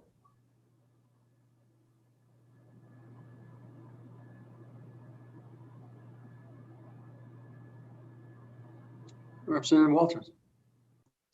Thank you, Mr. Chairman.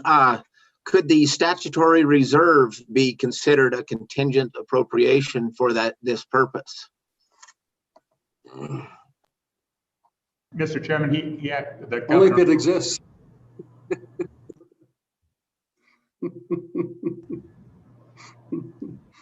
Mr. Chairman, Representative Walters, that's a great point, if it exists. And then secondly, arguably that sits in the general fund budget reserve and he has the authority already to expend from that. What the statutory reserve amount is really for is if the CREG misses. So let's say we underestimate or overestimate oil price. That's his go-to funds to compensate for any revenue forecast in excess of actuals. And that's by statute, Don? Mr. Chairman, the amount is set by statute. The governor has to include it in his budget recommendations. The legislature does not have to fund it, although in the last 25 years that I've been around, 24 years, I can only think of one time where you didn't put the full amount in and you came back the next year and ramped it back up. But my question is, follow up, Mr. Chairman. Go ahead, Tom. Yeah. Oh, I was just going to say, Mr. Chairman, rather than having two contingencies, offering that statutory reserve amount as available for this purpose. And then, because if we had a contingency budget, we would have to fund it to the same point of if there's money in it for the statutory reserve. And so rather than having two buckets, we just have one bucket with language allowing access to that one bucket.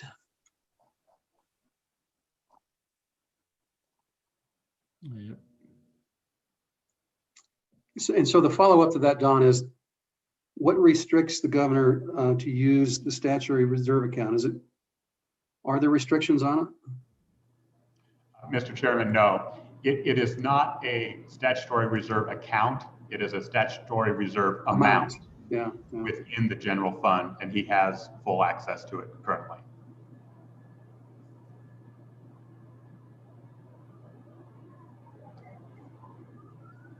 Now, what he is bound by, at least in our prior interpretations, is he is bound to the level of general fund appropriations. So if at the end of the biennium or May of last year, for example, we're winding down the biennium, let's say there's $50 million in the statutory reserve amount, and he said, boy, I really would like to increase the state parks budget by $50 million. I don't think that the statute would contemplate that, and I'll defer to Tamara again, but that would be from the general fund, and the statute is explicit that this was from non-general funds. So he couldn't add to a program from the general funds.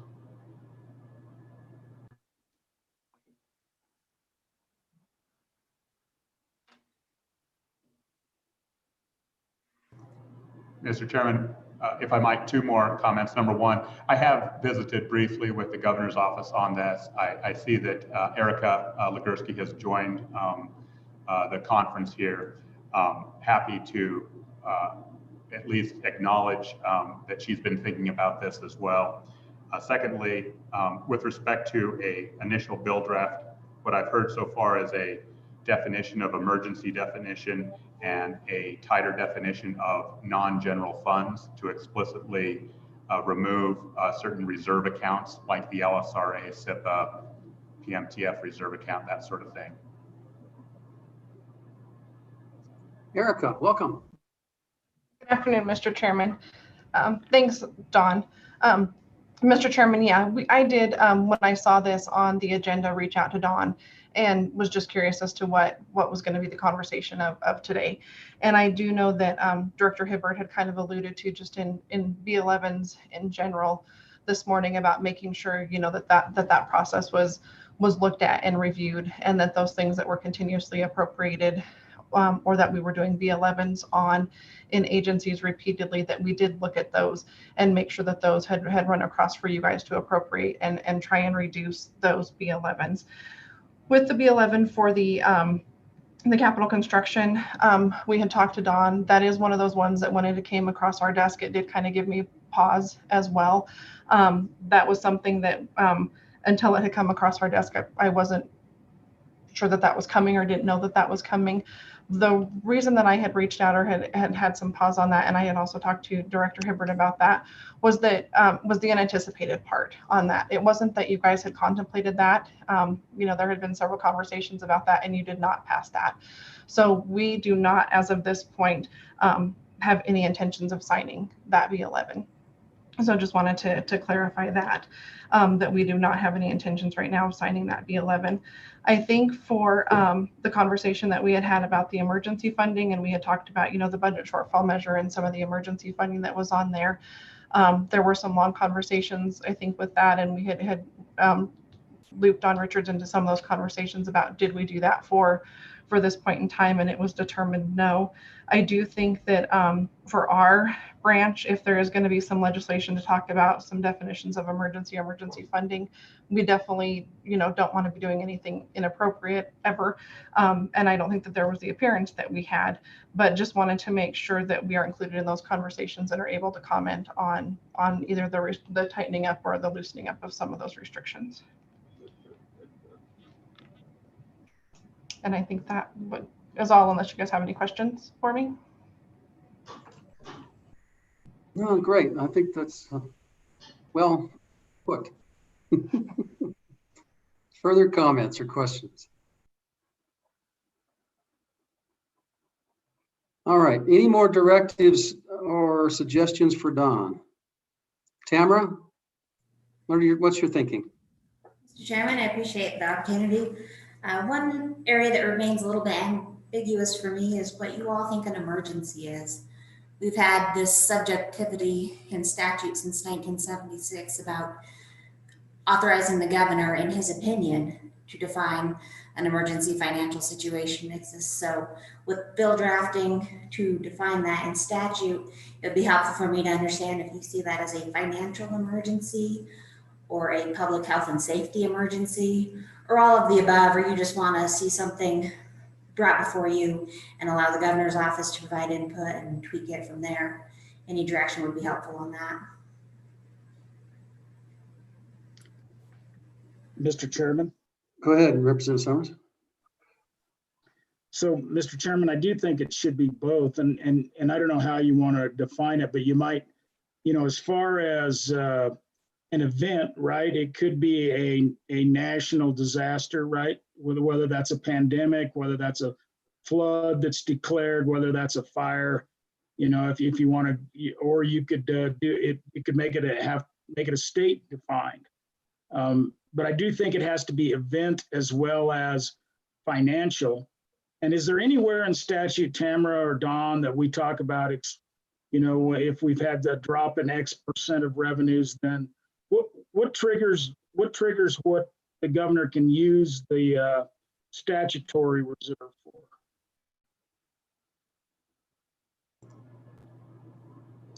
I believe there have been discussions in the budget shortfall measures legislation about having a percentage amount.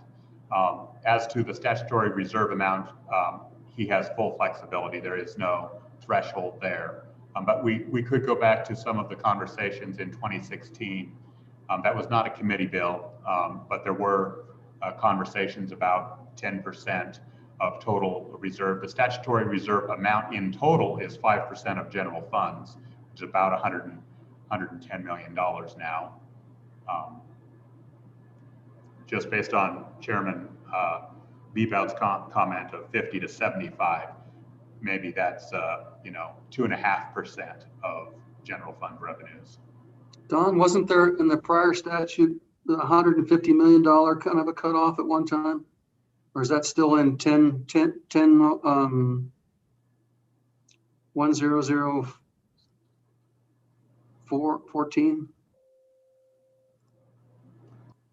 Mr. Chairman, I don't see that. Maybe Tamara has quicker access to that. I think there used to be a number there before, or at least at some point in time. Mr. Chairman, I'm not aware of that currently in the statute, but it might be one of the areas that's been changed or repealed. I only know because I think that was a Phil Nicholas bill. So, Mr. Chairman, just a quick follow-up. And so, Mr. Chairman, Don, for me to make that decision, you can put in X percent, drop of X percent in revenues, but I think what would be nice is to see, what did we drop in 16? What did we drop this time around? What are some of the other 2 or 3 big drops in state history? We don't want this to be triggered every time, but in these big events, these big 4 or 5 events we've had in state history, what does that look like? And from that, we should be able to derive some kind of percentage. At least that would be my thought.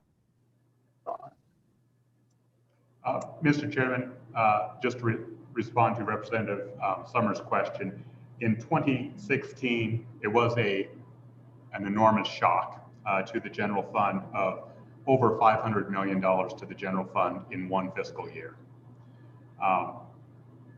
The COVID is actually across 2 fiscal years, fiscal year 20, the last 3 or 4 months, and then fiscal year 21. And right now we're looking at about $450 million over those 2 fiscal year drops. So both of them are substantial. In terms of percentages, the first one was a 33% drop, and the second one is right in that, about a third again.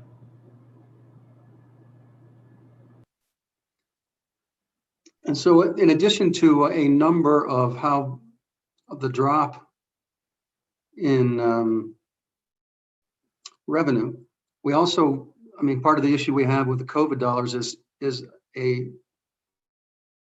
all of a sudden a federal appropriation of a large sum of money that can be appropriated with or without the legislature. So I think we want to address that issue as well.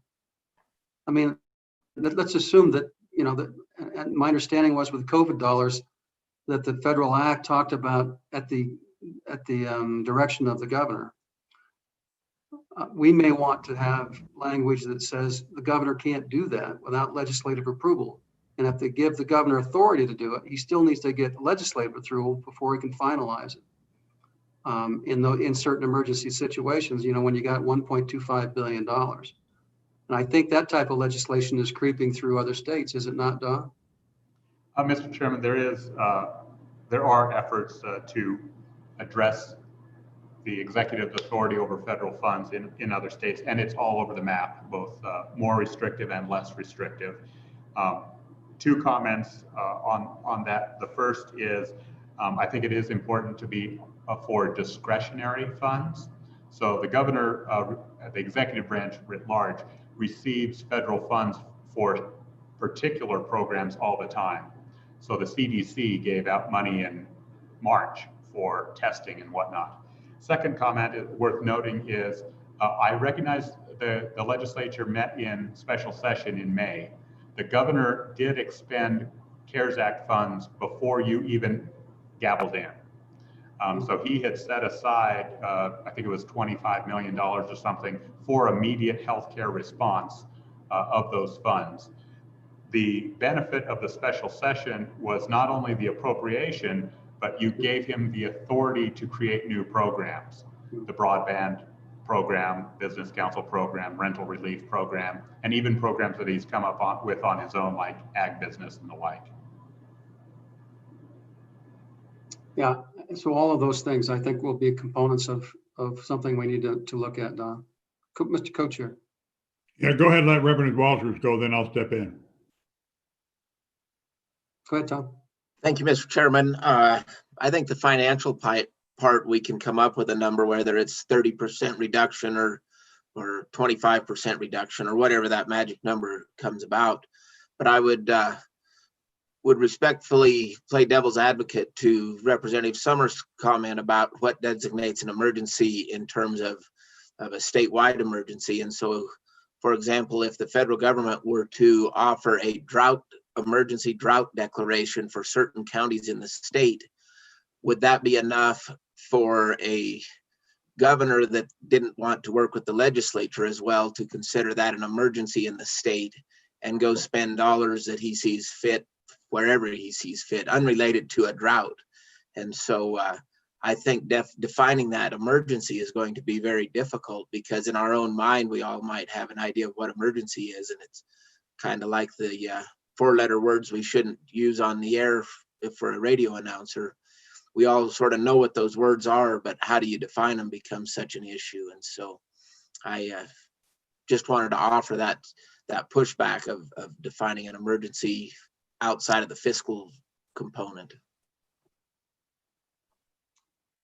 Co-Chair. Thank you, Mr. Chairman.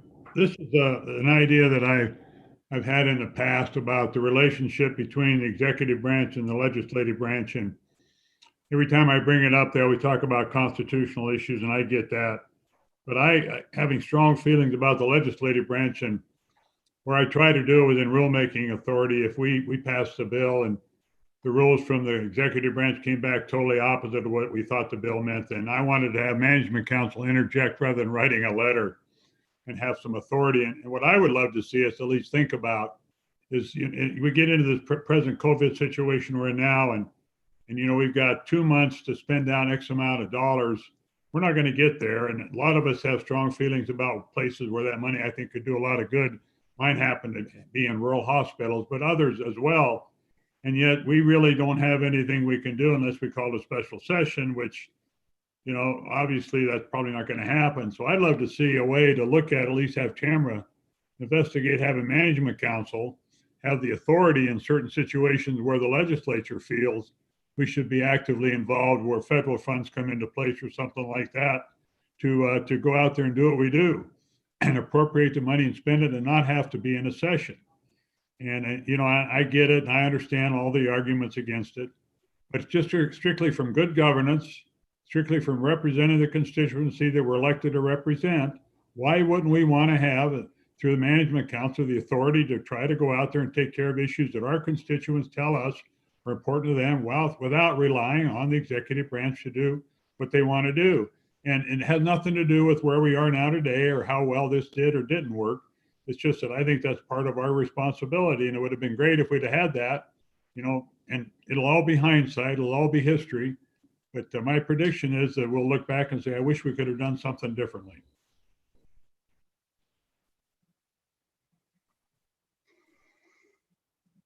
Mr. Co-Chair. Here, here. Mr. Co-Chair, I think I heard that Tamara's going to have to define emergency. I don't know what she's going to be able to do, or whoever's going to be drafting the bill that's going to get us any closer. I mean, if you just jump onto the web and look up emergency, it's something that's urgent needs, unexpected circumstance, difficult, dangerous. If you see it coming, it's not necessarily an emergency. It's sudden, urgent, unexpected. I'd agree with Senator Bebout. We're the appropriators. If there's a significant amount of money at stake, we are the appropriation branch of government. I wouldn't want to see that authority delegated to the management council, but why don't we just make it easier to call us into an emergency session? it's not that we all have to trek down to Cheyenne anymore. It doesn't take very long for everybody to jump onto the internet and to consider some of these things if it's a significant amount of money. But good luck trying to define an emergency that's really going to comprehend emergencies. I don't know what you can do except, you can start listing everything that you think is an emergency and say it has to be like a flood or a blizzard or a tornado that you didn't see coming. I don't think there's going to be much success there, but why don't we just make it easier to call into special session for emergency? Give the governors. You might be careful what you wish for. Well, he could have authority for some period of time, and then thereafter we've got to be involved. What would be the downside of that, Mr. Co-Chairman? Oh, you'd have people calling for special sessions on every little thing that pops up, like we've had in the last month or so. Oh, no. Well, Mr. Co-Chair, what I'm talking about is if the governor invokes emergency authority of some kind, that he can act, but that within a certain period of time, within some parameters, and then thereafter, we have to be involved to either validate that or to give him authority to expend above and beyond a certain amount. I don't think we ought to be able to call ourselves into session just willy-nilly. We'd end up being, over time, or a year-round legislature. Well, and Mr. Co-Chair, that's exactly the fallacy to what I'm talking about is you have that and people morph into a full-time legislature. They say, well, if we're going to have this, we ought to be on all the time. And that's not what it should be. That's not good governance, in my opinion, from a legislative perspective. But maybe we could, and maybe Tamara can think about this, but I guess it's one of those situations where I don't like where we are, but I really don't have the obvious solution. But given the nature of this good working group we have, and I know Tamara's got a lot of talent and can wordsmith this, maybe there's a way we can get there where I think we all want the same thing. How we do it and where we get there is going to be the challenge, but let's give it a try. Mr. Co-Chair, and perhaps I failed to communicate with Senator Bebout. I'm not advocating that we go in year round. What I'm saying is the governor, a trigger provision that says if the governor uses his emergency authority for some circumstance, that terminates unless we resolve into an emergency session to validate it, extend it, something like that. That decision in Pennsylvania, it's not fiscal emergency, it was COVID. I think it was Pennsylvania or Michigan. What the court there said is it's one thing for the governor to invoke emergency powers for 30 days. And it's another thing to do it for month after month after month, and it violates the separation of powers. So there'd been some discussion. And I know we're talking COVID now, but I'm really emergency is what my focus is. But there's a bill, corporations, that I thought threaded the needle nicely. It says if the governor invokes emergency powers, that's good for 30 days. The government, unless the governor calls the legislature into special session to extend it beyond that period of time. I think that's what I'm talking about, Senator Bebout, is if we give him an emergency authority, that is for a certain dollar amount for a certain period. And if he wants to go above beyond that, he's got to call us into special session. But you can't order him. So it's a separation of powers argument that I went through with LSO staff. You can't say, Governor, you have to call us in. It just says your authority to act under emergency ends unless you call a special session to the legislature, or unless a special session of the legislature extends it, whether you call it or they call themselves into session. So Tamara, can we what our states have done in terms of both financial emergencies and then other definition of emergencies, and also authority to act with expenditure of unappropriated dollars over a period of time, and then also on the public health component. I think we want to look at all three of those and just to see what other folks are doing, and so we have a better understanding of what our peers have done. Yes, Mr. Chairman, I think those definitions will be helpful. The emergency powers is a fairly significant subject, but there's been a lot done on it in the past couple of months, so I think we can find something. Yeah. Senator Hicks? Yeah, while we're going down this rabbit hole, when we looked at the financial crisis, that's always looking in the back. We knew those were 30% now. But when you're in a financial crisis, you're projected basing on lack of revenue coming in, not money that's actually gone out. And so just to thread that needle a little bit. So is it actual reductions or is it projected losses because of the way we forecast revenue that would trigger that? Is it 30% of the forecast? Because then if you get to it, it's 35% of the realize, you missed the opportunity to address that issue through any emergency spending. So again, it's not as simple as just putting a percentage of actual lost revenue on there. It's a determination if that's a forecasted in the amount of lost revenue. So again, we're gonna have to thread that needle. Representative Schwartz. Yeah, to follow up, thank you, Mr. Chairman. To follow up with Senator Hicks with the rabbit hole, I've been listening to this whole conversation and I keep coming back to a Supreme Court statement. It was regarding a different topic, but they basically said, I know it when I see it. And I think that's all the advice Tamara needs. I mean, in a way, we can keep coming up with particulars based on Don's tornado or the drought, but we're going to know it when we see it. And I look forward to Tamara's recommendations. Mr. Chairman, I'm thinking like Yellowstone volcano. So that little mountain in the background of Representative Schwartz will just disappear. Constitute an emergency if the And I'll be sleeping sitting on my deck drinking a beer, watching it go.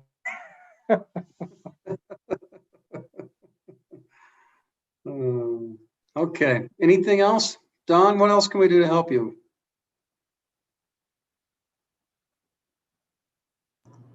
Mr. Chairman, I think we have some direction and we can provide a little bit of an outline. And I defer to Tamara if she has any other questions. An individual on my staff did mention that in a prior session law, in a budget bill, when former Senator Nicholas was chair of this committee, that's where you were thinking of that $150 million. Yeah, that's it. We will pull that up as well. Okay. Okay, any other business for the day? Don? You're muted. Sorry about that, Mr. Chairman. We did have 5 individuals sign up for public comment. We have communicated with them a couple of times. I don't believe any of them have elected to join us this afternoon. They did submit email comments to the committee and we have forwarded those on. Next, if your committee so desired to discuss, and I know these are still under deliberation, so you may not be able to give a preview of the December budget hearing schedule or any additional directives. We did send out your requests of agencies, and Kevin Hibbert mentioned those during his presentation. But just since we are not going to likely get together again between now and first or second week of December, I just wanted to tee that up. Mr. Chairman. Please, Mr. Yeah, one of the things that I think we ought to think about, I'm not sure we're all prepared today, but you know, we finally, I think, are getting a good handle on the governor's reductions, you know, responsible reductions to the general fund. And if there was any, I know there was several of us that had some concerns about different things. And maybe if they would like to send that to you and I in terms of particular items they like or didn't like, we could compile a letter to send to the governor and Kevin about some of the concerns we had. We've done that in the past. You know, I guess it's window dressing, but at least we'll let them know what we think about it. And of course, once we talk about it, then when you get together for the supplemental, things could be done one way or the other. So I don't know how you feel about that, Mr. Co-Chair, but maybe we could afford the committee that opportunity to submit something to us if they have heartburn one way or the other about any of the governor's responsible reductions. Yeah, well, Don, I would presume that's basically what they're going to present when they present to us. But if they want to bring it to our attention beforehand, so we can have a, so we're prepared for it, and then we're not thinking off the top of our heads. I think that's a useful thing. Well, Mr. Chairman, I'm talking about our committee letting the governor know before what we think about yea or nay. Oh, yeah, on particular agencies or cuts. Yeah, okay. Well, Yeah, how would you want that's to? what I was thinking. Yeah, how would you want to do that, Mr. Co-Chair? Do you want to circulate or just discuss issues that we via email and circulate a draft and see if we can come up with things that we can sign off on? How are we going to resolve what it says and what it doesn't say? I think that'd be the easiest thing, Mr. Co-Chair, is just if anybody has strong feelings, one way or the other, to circulate to us, and then we could dive into it and see what you and I think, and then if it makes sense, run it out for the committee and add them all together in a letter and see how the committee feels, and yay or nay it. And it's worth, I think, unless nobody thinks it's worth the time and they don't have any heartburn one way or the other. There's some things I feel strongly about one way or the other. I haven't given it a lot of thought, but that's what I would envision, just to circulate it, see what we think, and then if it makes enough sense, do it. We can do it all by email. I would leave it up to the pleasure of the committee. Yeah, I would leave it up to committee. You know, there may be things that the Senate is more strenuous about than the House, and the Senate could send their own, and the House JAC could send their own. But if we can do it combined, I think it has more effect. I'd like to see us do it. Well, we'll give it a shot. Mr. Chairman. Representative Summers. Mr. Chairman, I think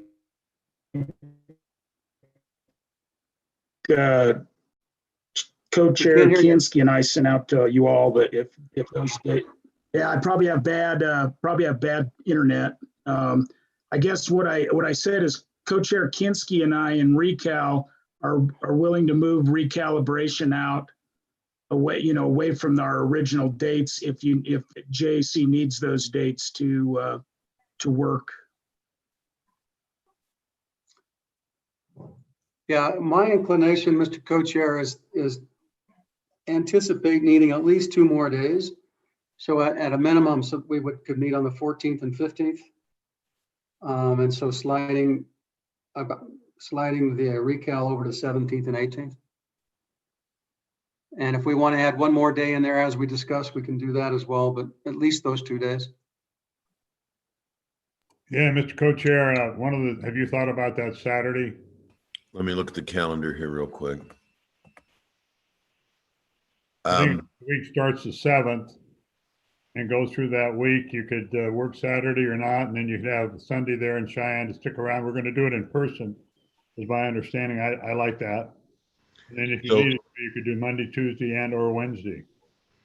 So Bob, did you say recal 17 and 18? Because I thought we'd want 14, 15.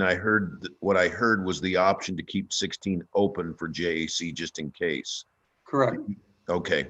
All right. And I think that's what Representative Summers and I discussed. With regards to the Saturday, Mr. Co-Chair, obviously that's easy for me to do.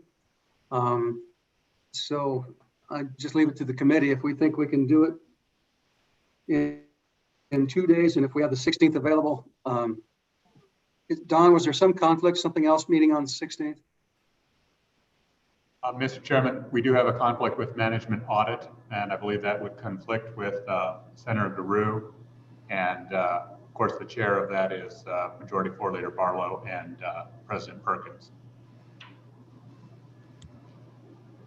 Well, that makes it easy. We for sure ought to do it. Let's get Senator DeRue excused.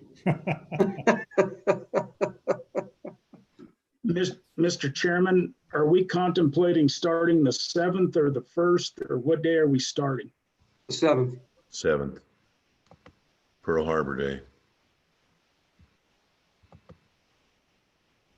Mr. Co-Chair, you know, there'll be the new members coming in, and I think in the Senate there'll be 2, and I'm not sure about the House. I think we've got a pretty good idea who they are, so we'll figure out, Don, how we sit them in the conference room up there in the JAC room so we can do our business. I'm not sure. Have you thought about that, how we're going to seat them? And it's not going to be good regardless of what we come up with. Yeah, I think we're going to be in a different room, aren't we, Don? Mr. Chairman, that's correct. The plan now is to be in the auditorium, and we have reserved that, and that should provide sufficient space between members. Eli, you missed that. Eli, you just missed that part of our last meeting. You're speaking over me, Senator Kinski. Go ahead. Oh, I'm sorry. You missed that part of our last meeting where we went through all those logistics. Okay. Senator Hicks? Yeah, Mr. Chairman, for us of those that will be traveling to do this, the Saturday would work better because then I don't have two round trips. I just would have one, and then I think we could still maybe squeeze that in to do that Saturday, and then that Monday. That would give us 2 extra days. But anyway, it does save a lot of travel versus taking the whole weekend off. So I guess if that's feasible, yeah, I'd like. My guess is that Senator Drew and Representative Schwartz may not even go home. And so it may be more convenient to do Saturday. Is anyone that would prefer not to have, just to kind of put them all together? Any objections to that?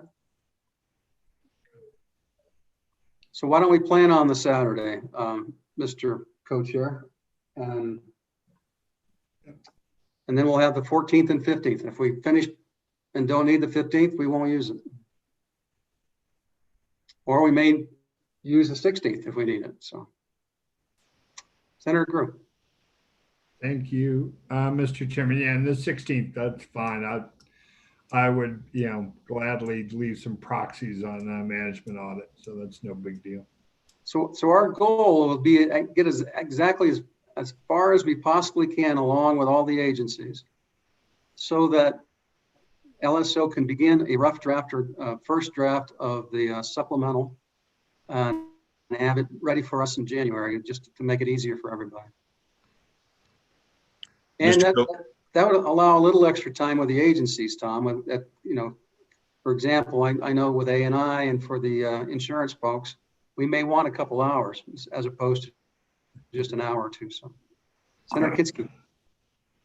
The other thing too, Mr. Co-Chair, is Don, any proposed legislation that we have that we need final votes, let's get that done early on in the front of this if we can, and that way they can get it to LSO to be drafted and get a good number for the general session. Do you have any trouble with that, Mr. Co-Chair? I think that's a great idea. So, Mr. Chairman, if I might, I believe we have 11 bills that we know of right now. Just to refresh your memory, there's the budget department, which you discussed earlier today, and then there are 9 bills, only 8 of which I think are going to be JAC bills, which are already well into the drafting stages. They're nearly complete, which incorporate the budget reductions that require statutory changes. And then based on our most recent discussion with Tamara and I on the interim budget authority, that would be the last piece. Depending on what the governor does, the governor's office and budget office have certainly signaled that step 3 will include additional statutory changes that may be needed. We haven't seen any of those yet. Those will be the most difficult to get before you in December, because we don't know what they are until mid-November. Okay, and so Mr. Co-Chair, I think I've had a draft bill or some language that would, one of the issues is we've had pay cuts and furloughs, but we don't have the authority over the judiciary. So my thought is that we ought to impose a 5%, at least 2-year pay reduction for anyone that's over $120,000 a year, so that they can't cut their staff, but that would be, I think, a reasonable idea in order to share the burden on the judiciary along with everybody else. So I think I've had Don work on a draft of that, which I'd like to have as a JAC bill.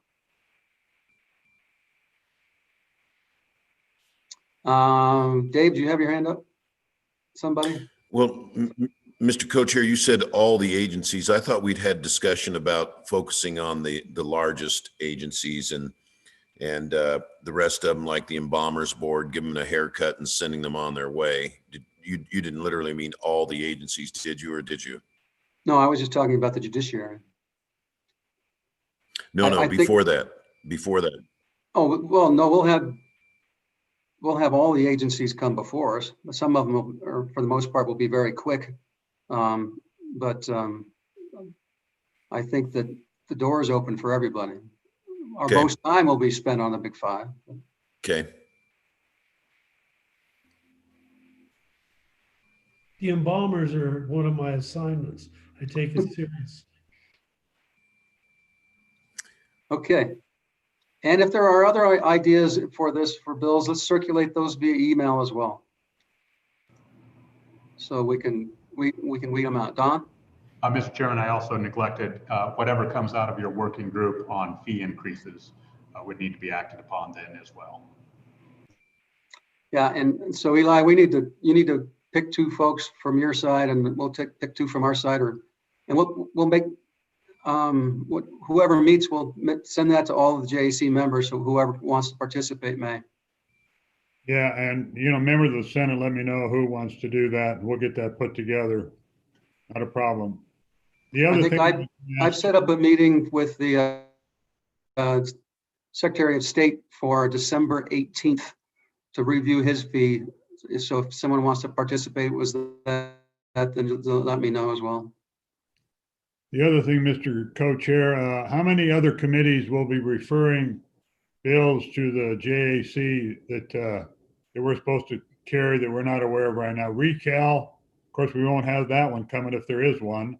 That'll go probably direct to the JAC, or I'm not sure where that's going to end up. Or maybe it'll just be a bill that stands on its own, Representative Summers and Senator Kinski. But are there any other bills out there, Don, that's going to be referred to us to be carrying for the next general session out there in any of these standing committees? Or select committees rather than standing committees? They'll carry their own, but select committees? Mr. Chairman, the mental health substance abuse, which you heard from earlier today, will go to the Health Committee.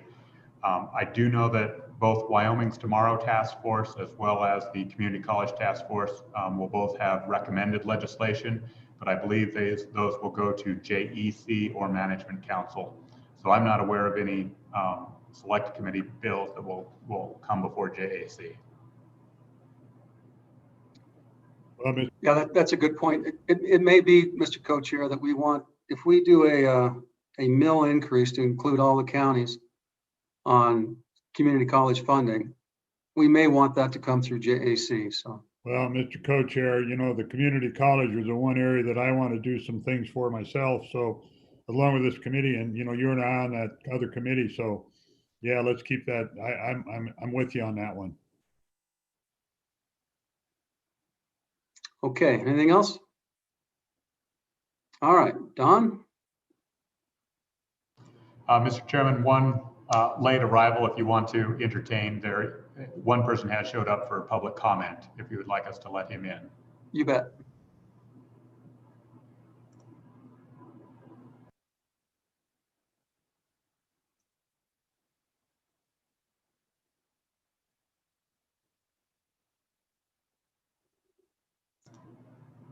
So on your lower left, Robert, would you please turn your mic on and video if possible?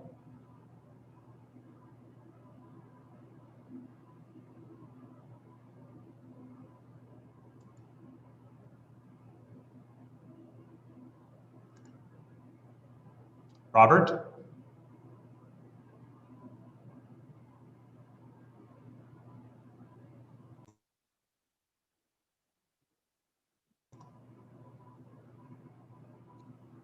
Do we need to invite him in? Mr. Chairman, he is in the room. You'll see him on the bottom right hand of your screen. Yeah, but I don't get a mic app icon or anything. We've asked him to start his video electronically and his mic.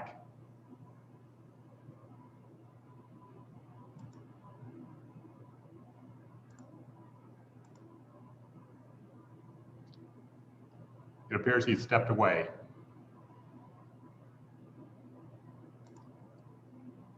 Okay, any other business?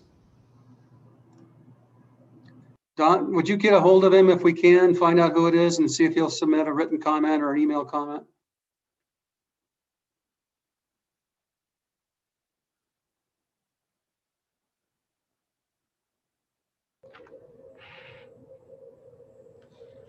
Mr. Chairman, this is Karen Vaughn. I believe he has provided the committee with his written comments.